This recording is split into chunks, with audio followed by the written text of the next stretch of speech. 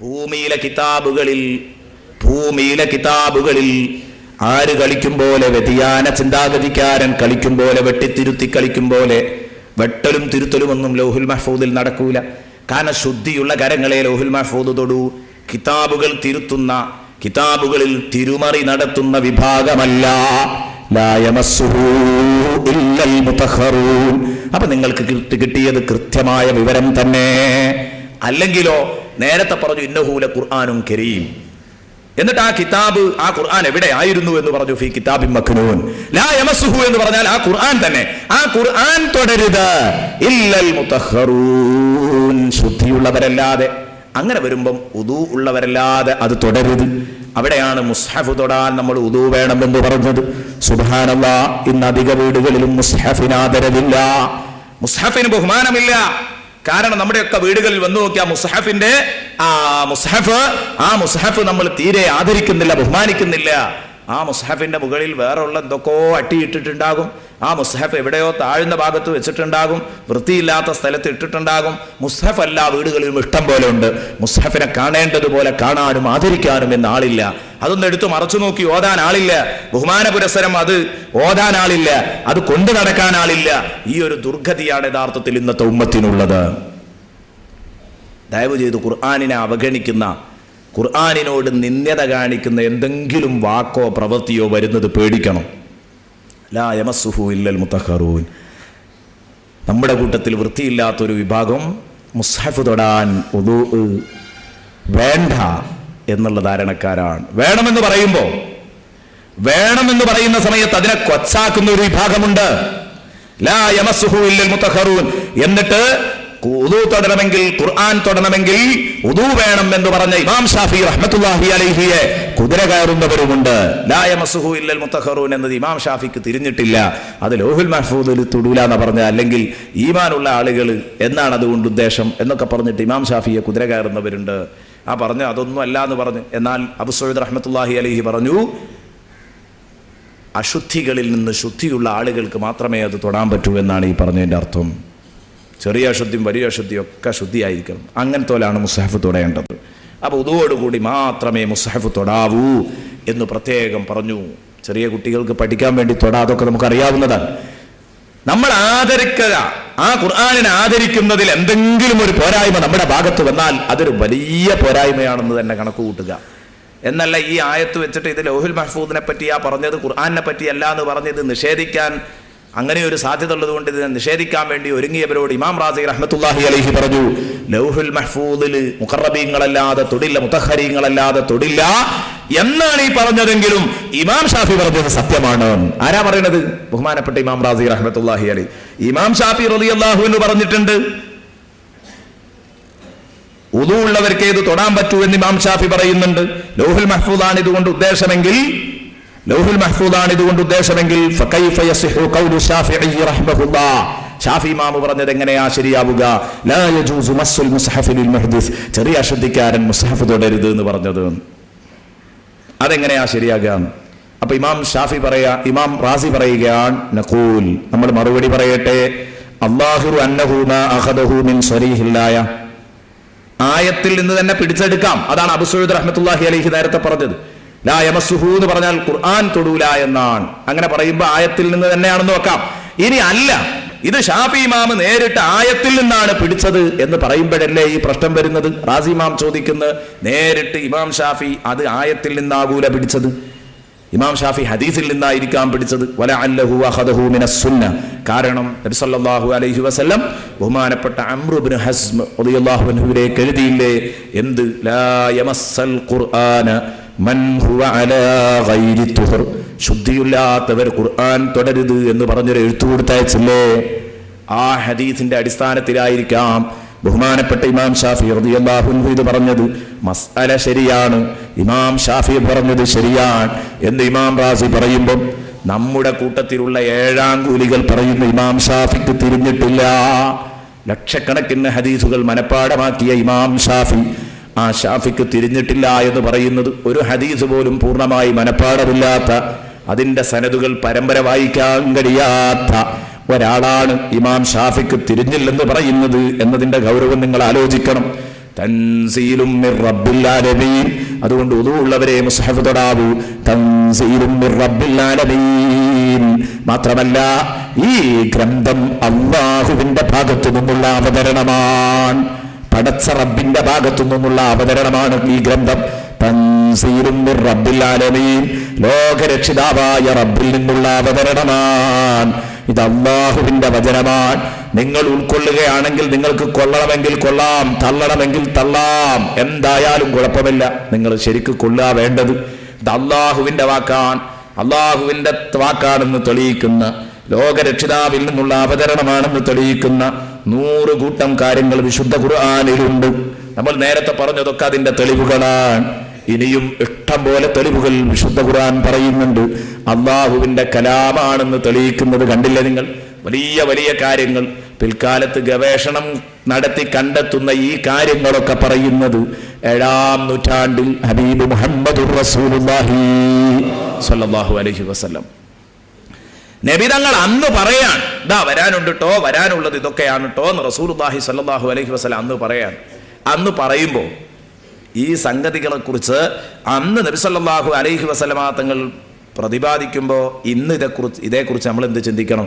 ഒന്നിക്കൽ റസൂലുള്ളാഹി സ്വല്ലല്ലാഹു അലൈഹി വസല്ലമ തങ്ങൾക്ക് ഈ കാര്യങ്ങളൊക്കെ അറിയുന്ന ഒരു സുഹൃത്ത് വേണം. അതില്ലല്ലോ. ഈ കാര്യങ്ങളെക്കുറിച്ചൊക്കെ അറിയാൻ പോകുന്ന, ഈ 21-ാം നൂറ്റാണ്ടിൽ വരാൻ പോകുന്ന കാര്യങ്ങൾ, 20-ാം നൂറ്റാണ്ടിലും 19-ാം നൂറ്റാണ്ടിലും ഒക്കെ സംഭവിക്കാൻ പോകുന്ന കാര്യങ്ങൾ അന്ന് അള്ളാഹുവിൻ്റെ ഹബീബിനെ അറിയിച്ചു കൊടുക്കാൻ കഴിഞ്ഞിരുന്ന ആളായിരുന്നോ കൂടെ ഉണ്ടായിരുന്നത്? അല്ല. ഒരാൾക്കും അത്തരം കാര്യങ്ങളൊന്നും അറിയില്ല. എന്നാൽ പൂർവ്വ വേദങ്ങളിൽ നോക്കി വായിച്ചെടുത്തതാണോ മുമ്പ് കഴിഞ്ഞ വാർത്തകൾ? ഖുർആൻ എന്ന് പറഞ്ഞാൽ ഫീഹി നബഉമാ ഖബലകും വഖബറുമാ ബഅദകും വഹുകുമുമാ ബൈനകും. ഖുർആനിൽ നിങ്ങളുടെ മുമ്പുള്ള വിവരങ്ങളുണ്ട്, ശേഷമുള്ള വിവരങ്ങളുണ്ട്, നിങ്ങളുടെ മുമ്പിൽ നടന്നുകൊണ്ടിരിക്കുന്ന വിഷയങ്ങൾക്കുള്ള പരിഹാരവുമുണ്ട്. ഫീഹി നബഉമാ ഖബലകും വഖബറുമാ ബഅദകും വഹുകുമുമാ ബൈനകും. എല്ലാം ഉണ്ട്. ഭാവിയുണ്ട്, വർത്തമാനമുണ്ട്, ഭൂതമുണ്ട് ഖുർആനില്.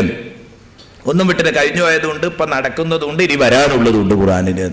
അപ്പൊ ഇനി ഖുർആൻ ഒന്നും വിട്ടുപോയിട്ടില്ല, എല്ലാ ഭാഗങ്ങളും ഖുർആൻ ടച്ച് ചെയ്തിട്ടുണ്ട് എന്ന് പറയുമ്പോ കഴിഞ്ഞു പോയത് പറഞ്ഞതൊക്കെ ശരിയായിട്ടുണ്ട്. അത് ശരിയാകാൻ റസൂലുള്ള ഏതോ പഴയ കിതാബുകൾ അതിനും കഴിയൂല റസൂലുള്ളാക്ക്. അങ്ങനെയാണല്ലോ. റസൂലുള്ളാഹി സ്വല്ലല്ലാഹു അലൈഹി വസല്ലം നിരക്ഷരനായിരുന്നു, ഉമ്മിയായിരുന്നു എന്നത് റസൂലുള്ളാഹിയുടെ ക്രെഡിറ്റ് ആണ് എന്നാണ് ഇമാം റാസി റഹ്മത്തുള്ളാഹി അലൈഹി പറയുന്നത്. റസൂലുള്ളാഹിന്റെ പവറാണത്. എന്ന് പറഞ്ഞാൽ എഴുത്തും വായനയൊന്നും അറിയാതെ 40-ാമത്തെ വയസ്സിൽ ഒരാള് ഏതാകുക? സമൂഹത്തിൽ ഏറ്റവും കൂടുതൽ സൂപ്പർ താരമായി മാറുക. വായനയുടെ കാര്യത്തിൽ, എഴുത്തിന്റെ കാര്യത്തിൽ, സാഹിത്യത്തിന്റെ കാര്യത്തിൽ തന്നെ വെല്ലാൻ ഒരാളുമില്ല. അപ്പൊ അറിയല്ലോ അത് പടച്ചോൻ കൊടുത്തതാണ്. പെട്ടെന്ന് അങ്ങോട്ട് ഉയരുമ്പോ നേരെ മറിച്ച് റസൂലുള്ളാഹി തങ്ങളെ, അതുകൊണ്ടല്ലേ റസൂലുള്ള യതീമായത്, അതുകൊണ്ടല്ലേ റസൂലുള്ള പഠിപ്പിക്കപ്പെടാതെ, വിദ്യാഭ്യാസം ചെയ്യിപ്പിക്കപ്പെടാതെ പോയത്. നബി തങ്ങളെ എങ്ങാനും ചെറുപ്പത്തിൽ മദ്രസയിലാക്കിയിരുന്നെങ്കിൽ നബിക്ക് ഫസ്റ്റ് ക്ലാസ് നബിക്ക് തന്നെ ആയിരിക്കുമല്ലോ. എല്ലാ ക്ലാസ്സിലും അങ്ങനെ ആയിരിക്കും. പിന്നെ വലുപ്പത്തിൽ വലിയ വലിയ അത്ഭുതങ്ങൾ പറയുമ്പോൾ അവർ പറയും അത് ചെറുപ്പത്തിൽ പഠിക്കുന്നത് തന്നെ കുറച്ച് ഉഷാറാ, അപ്പോൾ ഒന്നും കൂടി ഉഷാറായി എന്നുള്ളൂ എന്ന് പറയും. അത്രയേ ഉള്ളൂ. എന്നാൽ അങ്ങനെയല്ല, പെട്ടെന്നൊരു സുപ്രഭാതത്തിൽ പറയിപ്പിക്കണം. ആർക്കും ഇത്തരം കാര്യങ്ങളൊന്നും ആരും പ്രതീക്ഷിക്കാതിരിക്കുമ്പോൾ അങ്ങ് കൊടുക്കണം. അതാ അള്ളാഹുവിൻ്റെ തീരുമാനം. അവിടെയാണ് നബി സല്ലല്ലാഹു അലൈഹി വസല്ലമ തങ്ങൾ ഉമ്മിയായത്. അത് റസൂലുള്ളാഹിക്ക് ഒരു കുറവല്ല, റസൂലുള്ളാഹിക്ക് വലിയൊരു മഹത്വമാണത്. റസൂലുള്ള ഉമ്മിയായി എന്നുള്ളത് പഠിക്കാത്ത വിവരസ്ഥൻ, അങ്ങനെയാണ്. പഠിക്കാതെ പഠിഞ്ഞവൻ, അതാണ് യഥാർത്ഥത്തിൽ ഉമ്മിയ്. പഠിക്കാതെ പഠിഞ്ഞയാൾ ഉമ്മിയ്. അപ്പൊ എൻ്റെ പ്രിയപ്പെട്ട കൂട്ടുകാർ, നോക്ക് നിങ്ങൾ, അല്ലാഹുവിന്റെ റസൂൽ ഇത് അല്ലാഹുവിന്റെ ഗ്രന്ഥമാണെന്ന് തെളിയിക്കുന്ന ഇഷ്ടം പോലെ കാര്യങ്ങൾ വിശുദ്ധ ഖുർആനിലുണ്ട്. തൻസീലും മിർ റബ്ബിൽ ആലമീൻ. ഇത് പറഞ്ഞിട്ട് അല്ലാഹു ചോദിക്കുകയാണ്, ഇത്രയും സമഗ്രമായ ഗ്രന്ഥമാണ് കേട്ടോ ഇത്, ഞാൻ സത്യം ചെയ്ത് പ്രഖ്യാപിക്കുന്നു, ഇത് ഇതാണ്. ഇനി നിങ്ങൾക്ക് അംഗീകരിക്കണമെങ്കിൽ അംഗീകരിക്കാം, തള്ളണമെങ്കിൽ തള്ളാം. അഫബിഹാദൽ ഹദീസി അൻതും മുദ്ഹിനൂൻ. ഈ വാർത്ത കൊണ്ടാണോ നിങ്ങൾ അലംഭാവം കാണിക്കുന്നത്? അള്ളാഹു ചോദിക്കുകയാണ്.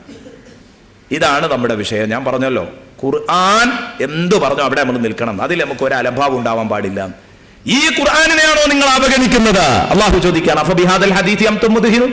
ഇതാണോ നിങ്ങൾ വില വെക്കാതിരിക്കുന്നത്? ഇതാണോ നിങ്ങൾ അവഗണിക്കുന്നത്? ഈ ഖുർആനിന്റെ കാര്യത്തിലാണോ നിങ്ങൾ അലംഭാവം കാണിക്കുന്നത്? നിങ്ങൾ ഇത് കേട്ടിട്ട് ചിന്തിക്കുന്നില്ലേ? കുറെ കേട്ടല്ലോ, സ്വർഗും നരകും, വലിയ വലിയ വലിയ വലിയ കാര്യങ്ങൾ ഒരുപാട് നമ്മൾ കേട്ടു. താക്കീതുകൾ, പൊള്ളുന്ന താക്കീതുകൾ കേട്ടു. എന്നിട്ട് നമുക്ക് വല്ല മാറ്റമുണ്ടോ? ഉണ്ടായേ പറ്റൂ. മഹാന്മാർ അവർ ഖുർആൻ എന്തെങ്ങ് ഓതിയോ അവിടെ നിൽക്കുമായിരുന്നു. അതാണ് അവരുടെ കണ്ടീഷൻ. നോക്കുങ്ങൾ, ഖുർആൻ ഓതിയാൽ അവിടെ നിൽക്കുക, അതൊരു വല്ലാത്ത ഭാഗ്യമാണ്. നേരെ മറിച്ചോ ഖുർആനിൽ ഇങ്ങനെ എന്തെങ്കിലുമൊക്കെ ഇങ്ങനെ സംശയം തോന്നുക, ഇത് എവിടുന്നേ കിട്ടി, ഇതെങ്ങനെയാ അല്ലാഹു തആല പറഞ്ഞത്, ഖുർആനിൽ എന്തെങ്കിലുമൊക്കെ സംശയങ്ങൾ ഇങ്ങനെ തോന്നുക, അതൊരു മുസ്ലിമിനെ സംബന്ധിച്ചിടത്തോളം അവന്റെ ഏറ്റവും വലിയ പരാജയമാണ്. മുസ്ലിമിന് അത്രയും വലിയ പരാജയം വേറെ ഒന്നും വരാനില്ല. വിശുദ്ധ ഖുർആൻ എൻ്റെ പ്രിയപ്പെട്ട കൂട്ടുകാർ ആ കാര്യങ്ങൾ നമ്മളോട് പറഞ്ഞിട്ടുണ്ട്. ഒരു മുസ്ലിമിനെ സംബന്ധിച്ചിടത്തോളം ആ മുസ്ലിം ചിന്തിക്കേണ്ട കാര്യമാണ്. ഖുർആൻ എവിടെ ഓതിയോ ആ ഖുർആൻ അവിടെ അംഗീകരിച്ചു കൊള്ളണം. തൻസീലൽ അസീസിർ റഹീം. കാരണം ഖുർആൻ അസീസും റഹീമുമായ റബ്ബിന്റെ അവതരണമാണ്. അസീസും റഹീമുമായ റബ്ബിന്റെ അവതരണമാണ് വിശുദ്ധ ഖുർആൻ. അസീസും റഹീമുമായ. എന്തിനാ അങ്ങനെ തന്നെ പറഞ്ഞത്? അള്ളാഹ് കഴിവ് കെട്ടവനല്ല എന്ന് തെളിയിക്കാനാണ് അസീസ് എന്ന് പറഞ്ഞത്. ഞാൻ പറഞ്ഞതാണ് കേട്ടിട്ടില്ലെങ്കിൽ നിങ്ങളെ ശരിക്ക് പിടിച്ച് കൈകാര്യം ചെയ്യാൻ കഴിയും എനിക്ക്. അസീസ് നിങ്ങൾ ആ രണ്ട് പ്രയോഗവും ഉണ്ട് നല്ല ഒന്നാണ് കൊടുത്തിട്ട് സാറല്ല കേട്ടോ എന്ന് പറയുന്ന പരിപാടിയാണ്. അസീസ് ശക്തനാണ് അള്ളാഹു, പ്രതാപിയാണ് അള്ളാഹു, നിങ്ങളെ പിടിച്ച് കൈകാര്യം ചെയ്യാൻ അള്ളാഹുവിന് കഴിയും. ഇതൊക്കെ കേൾക്കുമ്പോൾ വല്ല തെറ്റും മാനുഷികമായിട്ട് എന്നിൽ നിന്ന് വന്നു പോയാൽ പിന്നെ ഒരിക്കലും പൊറുക്കൂലേ? അല്ല, റഹീം. നിങ്ങൾ തൗബ ചെയ്താൽ അവൻ പുറത്തു തരും. അവൻ കരുണക്കടലാണ്, നല്ല സ്നേഹമുള്ളവനുമാണ്. അതോടൊപ്പം എന്തും ചെയ്ത് നടക്കാം. അള്ളാഹനെ എത്രയും പറ്റിക്കാന്ന് കരുതിയിട്ട് കഴിവ് കെട്ട ഒരു റബ്ബാണെന്ന് കരുതണ്ട. പിടിക്കാനും ചോദ്യം ചെയ്യാനും നിന്നോട് പ്രതികാരം വീട്ടാനും കഴിയുന്നവനാണ്. അതോടൊപ്പം തന്നെ എന്തെങ്കിലും ഒന്ന് വന്നു പോയാൽ നീ കുടുങ്ങി എന്നല്ല, നിനക്ക് മാപ്പുണ്ട്. അള്ളാഹു റഹീമാണ്. തൻസീലൽ അസീസിർ റഹീം. ആ രണ്ട് പ്രയോഗങ്ങൾ അവിടെ വെക്കാൻ കാരണം മനുഷ്യൻ നിൽക്കേണ്ടത് ബൈനൽ ഖൗഫി വർ റജാ. അങ്ങനെയാണ് ഹദീസിൽ പഠിപ്പിച്ചത്. ആശങ്കയുടെയും പ്രതീക്ഷയുടെയും നടുക്ക. നല്ല പേടി വേണം അള്ളാഹിനെ പറ്റി. ഇപ്പം നമ്മൾ നരകവും സ്വർഗവും കേട്ടല്ലോ സൂറത്തുൽ വാഖിയയിലൂടെ. നല്ല പേടി വേണം. പഠിച്ചോരെ ഞാൻ ആ നരകത്ത് കിടക്കുമെന്ന്. പേടി എന്നെ ആവാൻ പാടില്ല, പ്രതീക്ഷയും വേണം. എങ്ങനെയെങ്കിലുമൊക്കെ ഞാൻ സ്വർഗത്തിലെത്തും. സുല്ലത്തും മിനൽ ആഖിരീൻ എന്ന് പറഞ്ഞിട്ടുണ്ടല്ലോ, അപ്പൊ ഞാനും പെട്ടേക്കാം. എന്നാലോ നരകത്ത് കടക്കുമെന്നുള്ള പേടിയും വേണം. അപ്പൊ സ്വർഗത്തിൽ കടക്കുമെന്നുള്ള പ്രതീക്ഷ ഉണ്ടാകുമ്പോഴേ അമല് വർദ്ധിപ്പിക്കുകയുള്ളൂ. നരകത്തിൽ കടക്കുന്നുള്ള പേടി ഉണ്ടാകുമ്പോഴേ തിന്മയിൽ നിന്ന് മാറി നിൽക്കൂ. അപ്പൊ അമല് വർദ്ധിപ്പിക്കാനും തിന്മയിൽ നിന്ന് മാറി നിൽക്കാനും മനുഷ്യനെ പ്രേരിപ്പിക്കുന്ന ഘടകമാണ് ഖൗഫ് റജാഇന്റെ ഇടയിൽ. അതിൻ്റെ ഇടയിലുള്ള ആ ന്യൂട്രൽ അവിടെ നിൽക്കണം. ആശങ്കയുടെയും പ്രതീക്ഷയുടെയും നടുക്കാണ് ഒരു വിശ്വാസി നിൽക്കേണ്ടത്. അവിടെ വിശ്വാസിക്ക് സലാമത്തുള്ളൂ. അള്ളാഹു നമ്മെ സലാമത്താക്കി തരട്ടെ. അള്ളാഹു നമ്മെ സലാമത്താക്കി തരട്ടെ. കൂട്ടുകാരെ, ഖുർആൻ കേൾക്കുമ്പോൾ അത് കേൾക്കുക, അത് അംഗീകരിക്കുക എന്നുള്ളൊരു വലിയ ഭാഗ്യമാണ്. ഞാനൊരു ചെറിയ ആയത്ത് പരിചയപ്പെടുത്താം. ഈ ആയത്ത് കേട്ടപ്പോൾ ഇതിനെ അംഗീകരിക്കാൻ സൗഭാഗ്യമുള്ള ആളുകളുണ്ടായി, തള്ളിക്കളയാൻ നിർഭാഗ്യമുള്ള ആളുകളുണ്ടായി. അത് രണ്ടും പറയാം. മഹാന്മാരൊക്കെ എന്ന് പറഞ്ഞാൽ ഒരു സംഗതി ഞാൻ കേട്ടാൽ അവിടെ നിൽക്കുമായിരുന്നു. ഇപ്പോൾ ഉദാഹരണത്തിന് നല്ലൊരു തെളിവാണ് ഉമർ റളിയല്ലാഹു അൻഹു. ബഹുമാനപ്പെട്ട ഉമർ ഇബ്നുൽ ഖത്താബ് റളിയല്ലാഹു അൻഹു, ഉമർ ഇബ്നുൽ ഖത്താബ് റളിയല്ലാഹു അൻഹുവിനെ കുറിച്ച് ഹദീസിൽ വന്നതെന്താ? കാന ഉമറു വഖാഫൻ ഇൻദ കിതാബില്ലാഹ്. ഉമർ റളിയല്ലാഹു അൻഹു വിശുദ്ധ ഗ്രന്ഥത്തിന് മുമ്പിൽ സഡൻ ബ്രേക്ക് ഇടുന്ന ആളായിരുന്നു. വഖാഫൻ, വാഖിഫ് എന്നല്ല പറഞ്ഞത്, വഖാഫൻ. ഖുർആൻ എന്താണോ പറഞ്ഞത് അവിടെ നിന്നു. പിന്നെ ഒരനക്ക മുമ്പോട്ടും ഉണ്ടാവില്ല. അങ്ങനെ അങ്ങനെ ചെയ്യരുത് എന്നാ ചെയ്യുന്നില്ല. ഈ കണ്ടീഷൻ ഉമർ റളിയല്ലാഹു അൻഹു വളരെ കണ്ടീഷനായിരുന്നു. കൃത്യമായിട്ട് ഈ കണ്ടീഷനുള്ള ആളായിരുന്നു. കാന ഉമറു വഖാഫൻ ഇൻദ കിതാബില്ലാഹ്. ഒരു രസകരമായ സംഭവം കാണാം തഫ്സീർ ഗ്രന്ഥങ്ങളിൽ. ഒരിക്കൽ ബഹുമാനപ്പെട്ട ഉമർ റളിയല്ലാഹു അൻഹു ഊരു ചുറ്റി നടക്കുകയാണ്. നാട് ഭരിക്കുന്ന കാലഘട്ടത്തിൽ ഊരു ചുറ്റി ഇങ്ങനെ നടക്കുക. ഊരു ചുറ്റി ഇങ്ങനെ നടക്കുന്ന സമയത്ത് ബഹുമാനപ്പെട്ട ഉമർ റളിയല്ലാഹു അൻഹു കാണുന്നത്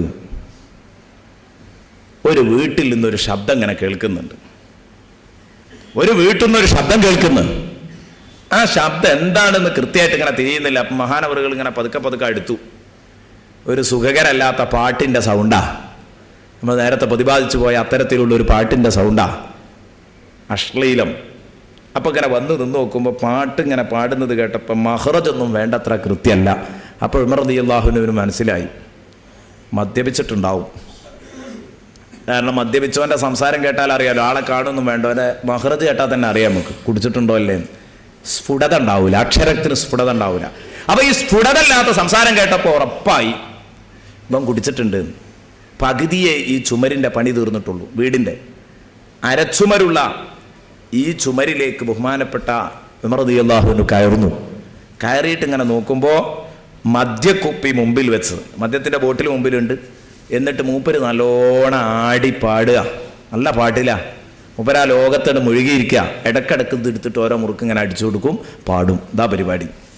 ഉമർ റളിയല്ലാഹു അൻഹു ആരാ? ഉമർ റളിയല്ലാഹു അൻഹുവിന്റെ മുമ്പിൽ ഇത്തരം ഏർപ്പാടുകളൊന്നും നടക്കൂല. പക്ഷേ ഉമർ റളിയല്ലാഹു അൻഹുവിന് ഖുർആനിലുള്ള പേടിയാണ് സുഹൃത്തുക്കളെ പറയുന്നത്.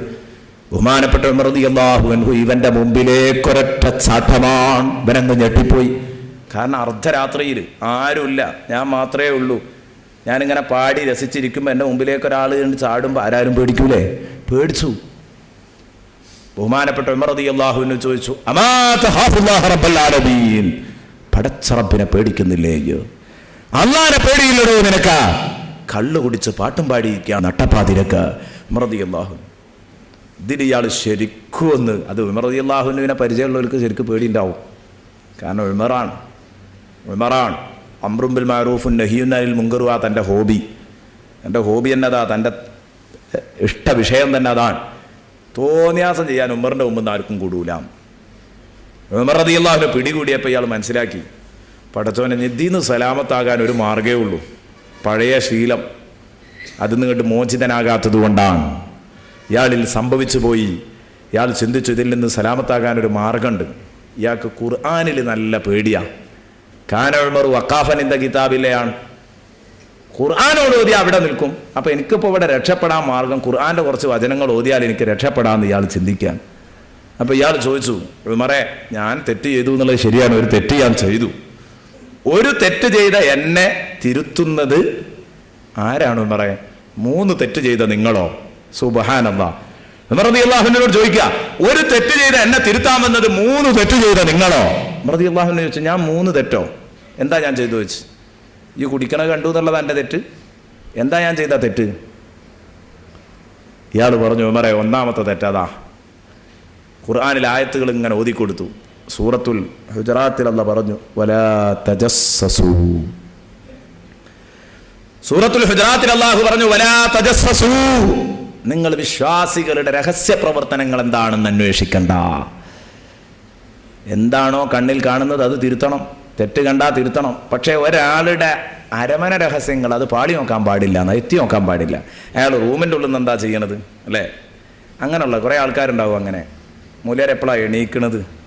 ചില മഹല്ലുകളിലൊക്കെ ഉണ്ടാകും. നേരത്തെ നിൽക്കരിക്കാൻ വരുന്നതുകൊണ്ട് ആ മൂല്യന്മാർക്ക് വലിയ ഇടങ്ങേറുണ്ടാകുക ചിലപ്പോൾ. അപ്പോൾ ഇങ്ങനെ ഉള്ളിൻ്റെ ഉള്ളിൽ ഇങ്ങനെ എന്താണ്, എപ്പോഴാണ് എഴുന്നേൽക്കുന്നത്, എപ്പോഴാണ് ഉറങ്ങുന്നത്, എപ്പോഴാണ് പത്രം വായിക്കുന്നത്, ഇങ്ങനെയൊക്കെ ഉള്ള ഒരാളുടെ രഹസ്യ പ്രവർത്തനങ്ങൾ, രഹസ്യങ്ങൾ ചിക്കിക്കുത്തി അന്വേഷിക്കരുത് എന്നാണ് വലാ തജസ്സസു. ഒരു മൂമിൻ്റെയും ഔറത്തിലേക്ക് പാടി നോക്കാൻ പാടില്ല. രഹസ്യങ്ങൾ, അവൻ്റെ രഹസ്യ വിവരങ്ങൾ അന്വേഷിക്കാൻ പാടില്ല, അറിയാൻ പാടില്ല. അറിഞ്ഞാൽ അയാളെ തിരുത്തണം, പക്ഷേ നോക്കി അടക്കാൻ പാടില്ല എന്നാണ്. കണ്ടാൽ തന്നെ നമ്മൾ മറച്ചു വെക്കണം, വേറെ ആരോടും പറയരുത്. അയാളോട് നന്നാവാൻ വേണ്ടി പറയണം. അതും ആദ്യഘട്ടത്തിൽ പറയേണ്ടത് ഇമാം ഗസാലി റഹ്മത്തുള്ളാഹി അലൈഹി പറഞ്ഞതുപോലെ സൂചനാപരമായിട്ടാണ്. കാരണം ഒരു മനുഷ്യനെ നന്നാക്കണം എന്നാണ് ലക്ഷ്യമെങ്കിൽ അങ്ങനെയൊക്കെ വേണം. ഒരാൾ സിനിമാ ഹാളിലേക്ക് ഇങ്ങനെ കയറുന്നത് കണ്ടു. എൻ്റെ ഒരു കൂട്ടുകാരനാണ്. ഞാൻ അയാളെ വിളിച്ചിട്ട്, എന്താടാ ഈ ഇന്ന് സിനിമാ ഹാളിലേക്ക് പോകുന്നുണ്ട്, ഞങ്ങാനും എന്നെ ഞാൻ കാണട്ടെ എന്ന് പറഞ്ഞാൽ ഈ കാലഘട്ടം വികൃതിയാ.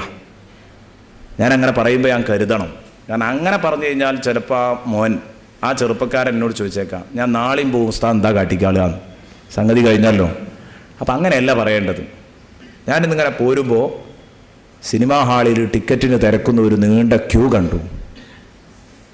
ആ കൂട്ടത്തിൽ ഒരാളെങ്ങനെ കണ്ടു, അത് നിൻ്റെ അതേ രൂപത്തിലൊരാളെ ഞാൻ അങ്ങനെ കണ്ടു. ഈ എന്തായാലും ആവൂലല്ല, എനിക്ക് കുറച്ചൊക്കെ ഒരു ബോധമുണ്ട് എന്നാണ് ഞാൻ വിശ്വസിക്കുന്നത്. ഈ എന്തായാലും ആവൂല, മോൻ എന്തായാലും ആകൂല എന്നെനിക്കറിയാം. എന്നാലും എനിക്കൊരു പേടി ഇങ്ങനെ അത് കണ്ടപ്പോൾ. വേറെ ആരെയും കണ്ടണമെങ്കിൽ അത് ഇയാണെന്നിട്ട് വിചാരിച്ചിട്ടുണ്ടാവുമോ എന്ന്. അത്ര പറഞ്ഞവിടെ നിർത്തി. എന്നാലും ഇവൻ ഒറ്റയ്ക്ക് ഇങ്ങനെ ചിന്തിക്കും, സംഗതി എന്തായാലും ഇപ്പോൾ മൂല്യരെ കണ്ടു, മാനക്കേടായിപ്പോയി. ഏതായാലും ഒരു ധൈര്യമുണ്ട്, ഒരു സമാധാനമുണ്ട്, ഞാൻ അല്ലാന്ന് ഉസ്താദ് ഉറച്ചു വിശ്വസിക്കുന്നു. അത് ഇവനൊരു ധൈര്യമാണ്. അപ്പം ഇനി മേലാൽ ഞാൻ പോകരുത് എന്നവൻ തീരുമാനിക്കും. അത് അന്ന് തന്നെ തീരുമാനിക്കുന്നതാണ്. തീരുമാനം എടുത്തു കഴിയും. നേരെ മറിച്ച് ബലാത്കാരമായിട്ടും ഗൗരവത്തിലും അവനോട് ഞാൻ സംസാരിക്കാൻ നിന്നാൽ അവനെ നന്നാക്കാൻ പ്രയാസപ്പെടും. വീണ്ടും തുടരുകയാണെങ്കിൽ പറയണം. ഒരു നിലക്കും തിരുത്തിയിട്ട് തിരുത്തുന്നില്ലെങ്കിൽ ഇവന്റെ ഷെറിൽ നിന്ന് ജനങ്ങൾ രക്ഷപ്പെട്ടു നിൽക്കാൻ വേണ്ടി ജനങ്ങളോട് അത് പറയണം. ഇവരിങ്ങനെ ഒരു ദൂഷ്യ രൂപമുണ്ട്, ദൂഷ്യവശമുണ്ട്, അത് പിന്നെ പറയാവൂ, വളരെ വൈകിയേ പറയാവൂ. അങ്ങനെയാണ് ശരിക്കുള്ളത്. അപ്പൊ വലാ തജസ്സസു, രഹസ്യ അന്വേഷണം നടത്തരുത്, രഹസ്യങ്ങൾ ചിക്കിക്കുത്തി അന്വേഷിക്കരുത് എന്നല്ലേ. ഉമറേ, ഞാൻ റോട്ടുമ്പോ ഒന്ന് കുടിച്ചിട്ടില്ല, ഞാൻ വീട്ടിൻ്റെ അകത്തുനിന്നാ കുടിച്ചത്, നിങ്ങൾ കണ്ടത് തെറ്റാണെന്നല്ല ഞാൻ പറയുന്നത്. പക്ഷെ നിങ്ങൾ എന്തിനിതിങ്ങനെ നോക്കി നടക്കണം? നമ്മളാണെങ്കിൽ വിടുവോ? ഈ ജാതി ആയത്തൊക്കെ ഓതിയിട്ട് അത് ശരി, ഇപ്പം ഈ കുടുങ്ങിയപ്പോൾ ആയത്തോതി രക്ഷപ്പെടാൻ നോക്കിയാലേ നടക്കൂല മനേന്ന് പറയില്ലേ, ഇന്നോട് ആയത്തോതുകയല്ലേ എന്ന് സ്വാഭാവികമായിട്ട് പറയില്ലേ. ഉമർ റളിയല്ലാഹു അൻഹു അങ്ങോട്ടും ഇങ്ങോട്ടും ഒന്നും ചിന്തിക്കുന്നില്ല. ഇത് കേട്ടപ്പോൾ ഉമർ റളിയല്ലാഹു അൻഹു പറഞ്ഞു, മോനെ നമ്പർ 1, ഇനി രണ്ടാമത്തെ ആയത്തൊന്ന് ഓതിയാ. ഞാൻ 2-3 തെറ്റ് ചെയ്തു എന്നാണ് ജി പറയുന്നത്. രണ്ടാമത്തെ ആയത്തെന്താ അതോത്. അപ്പോൾ പറഞ്ഞു രണ്ടാമത്തേത്, യാ അയ്യുഹല്ലദീന ആമനൂ ലാ തദ്ഖുലൂ ബുയൂതൻ ഗൈറ ബുയൂതികും ഹത്താ തസ്തഅ്നിസു വതുസല്ലിമൂ അലാ അഹ്ലിഹാ. ഖുർആനിൽ അല്ലാഹു എന്താ പറഞ്ഞത്? നിങ്ങളെ വീടല്ലാത്ത അന്യൻ്റെ വീട്ടിലേക്ക് കയറി ചെല്ലുമ്പോൾ സമ്മതം ചോദിക്കണം, സലാമും ചൊല്ലണം. നിങ്ങൾ സമ്മതം ചോദിച്ചിട്ടില്ല, സലാമും പറഞ്ഞിട്ടില്ല, മുന്നിക്ക് വീണപ്പോഴാണ് ഞാൻ കണ്ടത്. നിങ്ങൾ എന്നോട് സമ്മതം ചോദിച്ചോ എൻ്റെ വീട്ടിൽ കയറാൻ? നിങ്ങൾ എന്നോട് സലാം പറഞ്ഞു. ഉമർ റളിയല്ലാഹു അൻഹു കാമാ മിണ്ടിയില്ല. ഉമർ റളിയല്ലാഹു അൻഹു പറഞ്ഞു, മൂന്നാമത്തെ ആയത്തോത് മോനെ.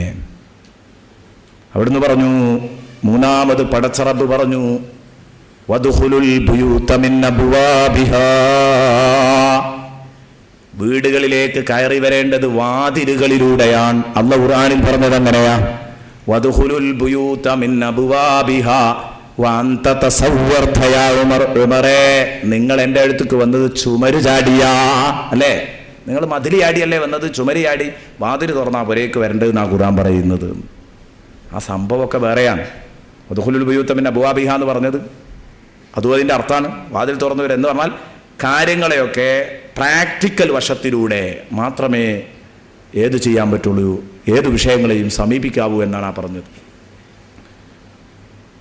ഉചിതമായ ശൈലികളിലല്ലാതെ സമീപനങ്ങൾ ഒന്നിനോടും നടത്താൻ പാടില്ല. വീട്ടിൽ കിടക്കേണ്ട വായിൽ തുറന്നിട്ട്, അല്ലാതെ മേലെ വന്നിട്ട് ഓടെടുത്തിറങ്ങലല്ല. വീട്ടിൽ കിടക്കേണ്ട വായിൽ തുറന്നിട്ട്, അങ്ങനെ എല്ലാറ്റിനും വദ്ഖുലുൽ ബുയൂത മിൻ അബ്വാബിഹാ എന്നതിന് ഇമാം റാസി റഹ്മത്തുള്ളാഹി അലൈഹി അർത്ഥം കൊടുത്തതാണ്. പ്രാവർത്തിക രൂപമാണ് എല്ലായിടത്തും സമീപിക്കേണ്ടത്, ആരോഗ്യകരമായ വശത്തിലാണ് എല്ലാ വിഷയങ്ങളെയും സമീപിക്കേണ്ടത്. അതാണ് അതിൻ്റെ അർത്ഥം. അപ്പം കാലോചിതമായ മാറ്റങ്ങൾ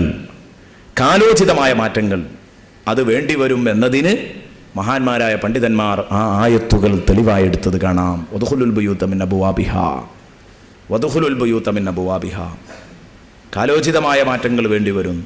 കാലത്തിനനുസരിച്ച് ഉള്ള മാറ്റങ്ങൾ സ്വാഭാവികമായും വേണ്ടിവരും. ഇസ്ലാം വിലക്കാത്ത കാര്യങ്ങൾ, ഇസ്ലാം തടയാത്ത കാര്യങ്ങൾ, കാലോചിതമായ മാറ്റങ്ങൾ പഴയ രൂപത്തിലല്ല, ഒരുപാട് മാറിയിട്ടുണ്ട്. വദ്ഖുലുൽ ബുയൂത മിൻ അബ്വാബിഹാ. അതേസമയം വിലക്കപ്പെട്ട ഒരു കാര്യത്തിനും ഒരിക്കലും അത് വരാൻ പാടില്ല. എപ്പോഴും ആരോഗ്യകരമായ രൂപത്തിലാണ് ഓരോ കാര്യങ്ങളെയും സമീപിക്കേണ്ടത്. പണ്ട് കാലത്തൊക്കെ ഹജ്ജ് കഴിഞ്ഞ് വരുമ്പോൾ ജാഹിലിയ്യ കാലത്ത് പുരയുടെ മുകളിലൂടെ ഇറങ്ങുന്ന ഒരു സമ്പ്രദായം ഉണ്ടായിരുന്നു. അതിനെ വിമർശിച്ചുകൊണ്ട് ആയത്തിറങ്ങിയത്. പക്ഷേ ആയത്ത് എല്ലായിടത്തേക്കും ബാധകമാണ്. വദ്ഖുലുൽ ബുയൂത മിൻ അബ്വാബിഹാ. അപ്പോൾ ഉമറേ, നിങ്ങളാണെങ്കിലോ ചുമരുമ കയറി ചാടിയേക്കാം. ഇത് പറഞ്ഞപ്പോൾ ഉമർ റളിയല്ലാഹു അൻഹു പറഞ്ഞ എന്താ പറയുക, നമ്മൾ നേരത്തെ പറഞ്ഞ പോലെയല്ല, അത് ശരിക്കും ഇന്ന വാള് പറഞ്ഞ് നന്നാക്കാലേ നല്ല ചോദിച്ചത്. ഉമർ റളിയല്ലാഹു അൻഹു ചോദിച്ചത്രേ, വളരെ വിനീതനായിട്ട് ഇവനോട് ചോദിച്ചത്രേ, ഹൽ ഇൻദക മിൻ സബീൽ, മോനെ ഇവിടുന്ന് കഴിച്ചിലാകാൻ വല്ല മാർഗമുണ്ടോ? ഇയാൾ എണീച്ചു വാതിൽ തുറന്നെടുത്തപ്പോൾ ഉമർ റളിയല്ലാഹു അൻഹു ഒന്നും പറയാതെ ഉമർ റളിയല്ലാഹു അൻഹു ഇറങ്ങിപ്പോന്നു. എന്തേ കാരണം? ഖുർആൻ എന്തു പറഞ്ഞു അതങ്ങ് കേൾക്കുക, അതിനങ്ങോട്ടും ഇങ്ങോട്ടൊന്നുമില്ല. നോക്ക് നിങ്ങൾ, നമ്മളൊക്കെ ഇങ്ങനെ ചിന്തിക്കുക, വല്ല പഴുതുമുണ്ടോ? നമ്മളൊക്കെ ഇങ്ങനെ ചിന്തിക്കുന്നു, വല്ല പഴുതുമുണ്ടോ? ഇതിപ്പോൾ തലനാരിഴ കീറി ചർച്ച ചെയ്യുമ്പം ഒരു പക്ഷേ ഇത് ശരിയായിരിക്കാം, ഉമർ റളിയല്ലാഹു അൻഹു ചെയ്ത കാര്യം ഒരു പക്ഷേ ശരിയാണെന്ന് സമർത്ഥിക്കാൻ കഴിഞ്ഞേക്കാം. എന്നാൽ അങ്ങനെയല്ല എൻ്റെ പ്രിയപ്പെട്ട കൂട്ടുകാരെ ഉമർ റളിയല്ലാഹു അൻഹു പറയുന്നത്.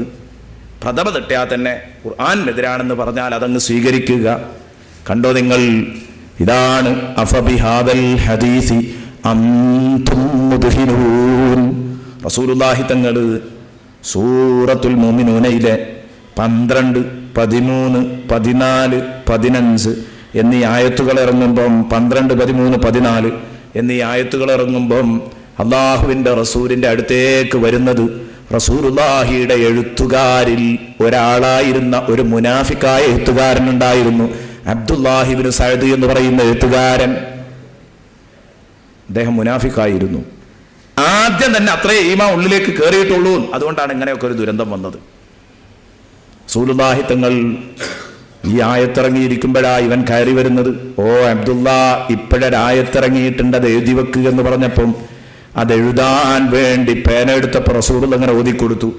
വലഖദ് ഖലഖനൽ ഇൻസാന മിൻ സുലാലത്തിൻ മിൻ തീൻ സുമ്മ ജഅൽനാഹു നുത്ഫതൻ ഫീ ഖറാരിൻ മകീൻ സുമ്മ ഖലഖനൽ നുത്ഫത അലഖ فخلقنا العلقة مضغة فخلقنا المضغة عظاما فكسونا العظام لحما ثم أنشأناه خلقا آخر فتبارك الله أحسن الخالقين.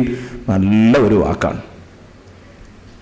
ഇതങ്ങനെ കേട്ടപ്പോൾ ആനന്ദത്തിൽ വല്ലാതെ ആനന്ദ നിർവൃതിയിലാണ് റസൂലുള്ളാഹി. അതുപോലെ തന്നെ കേൾക്കുന്ന അബ്ദുല്ലാഹിബ്നു സഅദ് ആദ്യത്തിലൊക്കെ അങ്ങനെ തന്നെയാ.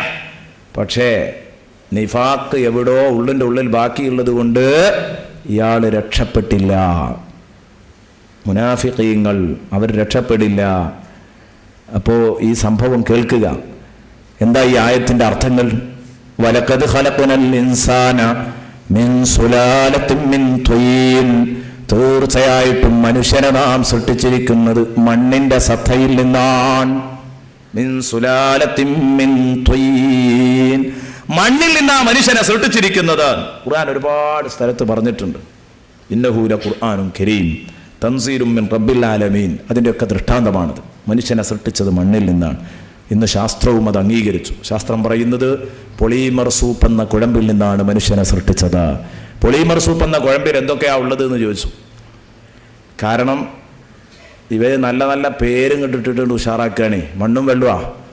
പൊളിമർ സൂപ്പ് എന്നൊക്കെ പറഞ്ഞപ്പോൾ അതെന്തോ ഭയങ്കര സംഭവമാണ്. എന്താ അതിലുള്ളത്? അതിൽ കാര്യമായിട്ടുള്ളത് മണ്ണാണ്, പിന്നെ വെള്ളം, വായു. അത് ഖുർആൻ സംബന്ധിച്ച കാര്യമല്ലേ?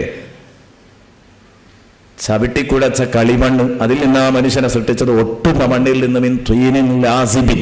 ഖുർആൻ പലയിടത്തും, ഖുർആൻ മറ്റൊരിടത്ത് പറഞ്ഞതാണ്. ഏതാവട്ടെ മണ്ണിൽ നിന്ന് സൃഷ്ടിച്ചു. വലഖദ് ഖലഖനൽ ഇൻസാന മിൻ സുലാലത്തിൻ മിൻ തീൻ. ഏത് മനുഷ്യനും മണ്ണിന്റെ അംശമുണ്ട്. നമ്മളൊക്കെ ബീജത്തിൽ നിന്നല്ലേ പഠിച്ചത്. നമ്മുടെയൊക്കെ വാപ്പ സൃഷ്ടിക്കപ്പെട്ടത് മണ്ണിൽ നിന്നാണ്. മാത്രമല്ല, എവിടെ നിന്നാണ് ഈ ബീജം ഉണ്ടായത്? അടിസ്ഥാനപരമായി അന്വേഷിച്ചാൽ ഭൂമിയിൽ നിന്നാണ്. അടിസ്ഥാനപരമായി അന്വേഷിക്കുമ്പോൾ ഭൂമിയിൽ നിന്നാണ്, അല്ലേ? ഭൂമിയിൽ നിന്ന് കിട്ടുന്നതാണ് നമ്മൾ കഴിക്കുന്നത്. ഈ കിട്ടുന്ന ഭക്ഷണമൊക്കെ നമുക്ക് ഭൂമിയിൽ നിന്ന് അള്ളാഹു തന്നതാണ്. ഭൂമിയിലെ ഭക്ഷണം കഴിച്ചിട്ടാണ് നമുക്ക് ശരീരത്തിൽ ബീജമുണ്ടായത്, രക്തമുണ്ടായത്, മജ്ജയും മാംസവും ഒക്കെ ഉണ്ടായത്. അങ്ങനെയാണ്. അപ്പം അതുകൊണ്ട് അടിസ്ഥാനപരമായി ഒരു മനുഷ്യൻ്റെ ഉണ്മ ഭൂമിയാണ്. അപ്പം ഏതൊരു മനുഷ്യനും ഇത് ബാധകമാണെന്ന് മഹാന്മാർ വിശദീകരിച്ചിട്ടുണ്ട്. വലഖദ് ഖലഖനൽ ഇൻസാന മിൻ സുലാലത്തിൻ മിൻ തീൻ, മണ്ണിന്റെ ഉൽപ്പന്നങ്ങൾ തിന്നാണ് മനുഷ്യനുണ്ടാകുന്നത്. സുമ്മ ജഅൽനാഹു, നിങ്ങളെ വാപ്പാക്ക് ബീജമുണ്ടായത് മണ്ണിന്റെ ഉൽപ്പന്നം തിന്നാൻ, കിഴങ്ങ് വർഗ്ഗങ്ങൾ തിന്നാൻ, അതുപോലെ മറ്റു സാധനങ്ങൾ ഭക്ഷിച്ചാണ്. ഭക്ഷണ സാധനങ്ങൾ എല്ലാം മണ്ണിൽ നിന്ന്. സുമ്മ ജഅൽനാഹു നുത്ഫതൻ ഫീ ഖറാരിൻ മകീൻ, പിന്നെ ആ മനുഷ്യനെ നാം പിന്നെ ആ ബീജത്തെ, പിന്നെ അവനെ നമ്മൾ ആദ്യം മണ്ണായിരുന്നു, ആ മണ്ണായി കിടക്കുന്ന ഭാഗത്തെ പിന്നെ നാം ബീജമാക്കി. സുമ്മ ജഅൽനാഹു നുത്ഫതൻ ഫീ ഖറാരിൻ മകീൻ, എവിടെ? സുസ്ഥിര കേന്ദ്രത്തിൽ കൊണ്ടുപോയി അതിനെ നിക്ഷേപിച്ചു, ബീജമായി നിക്ഷേപിച്ചു.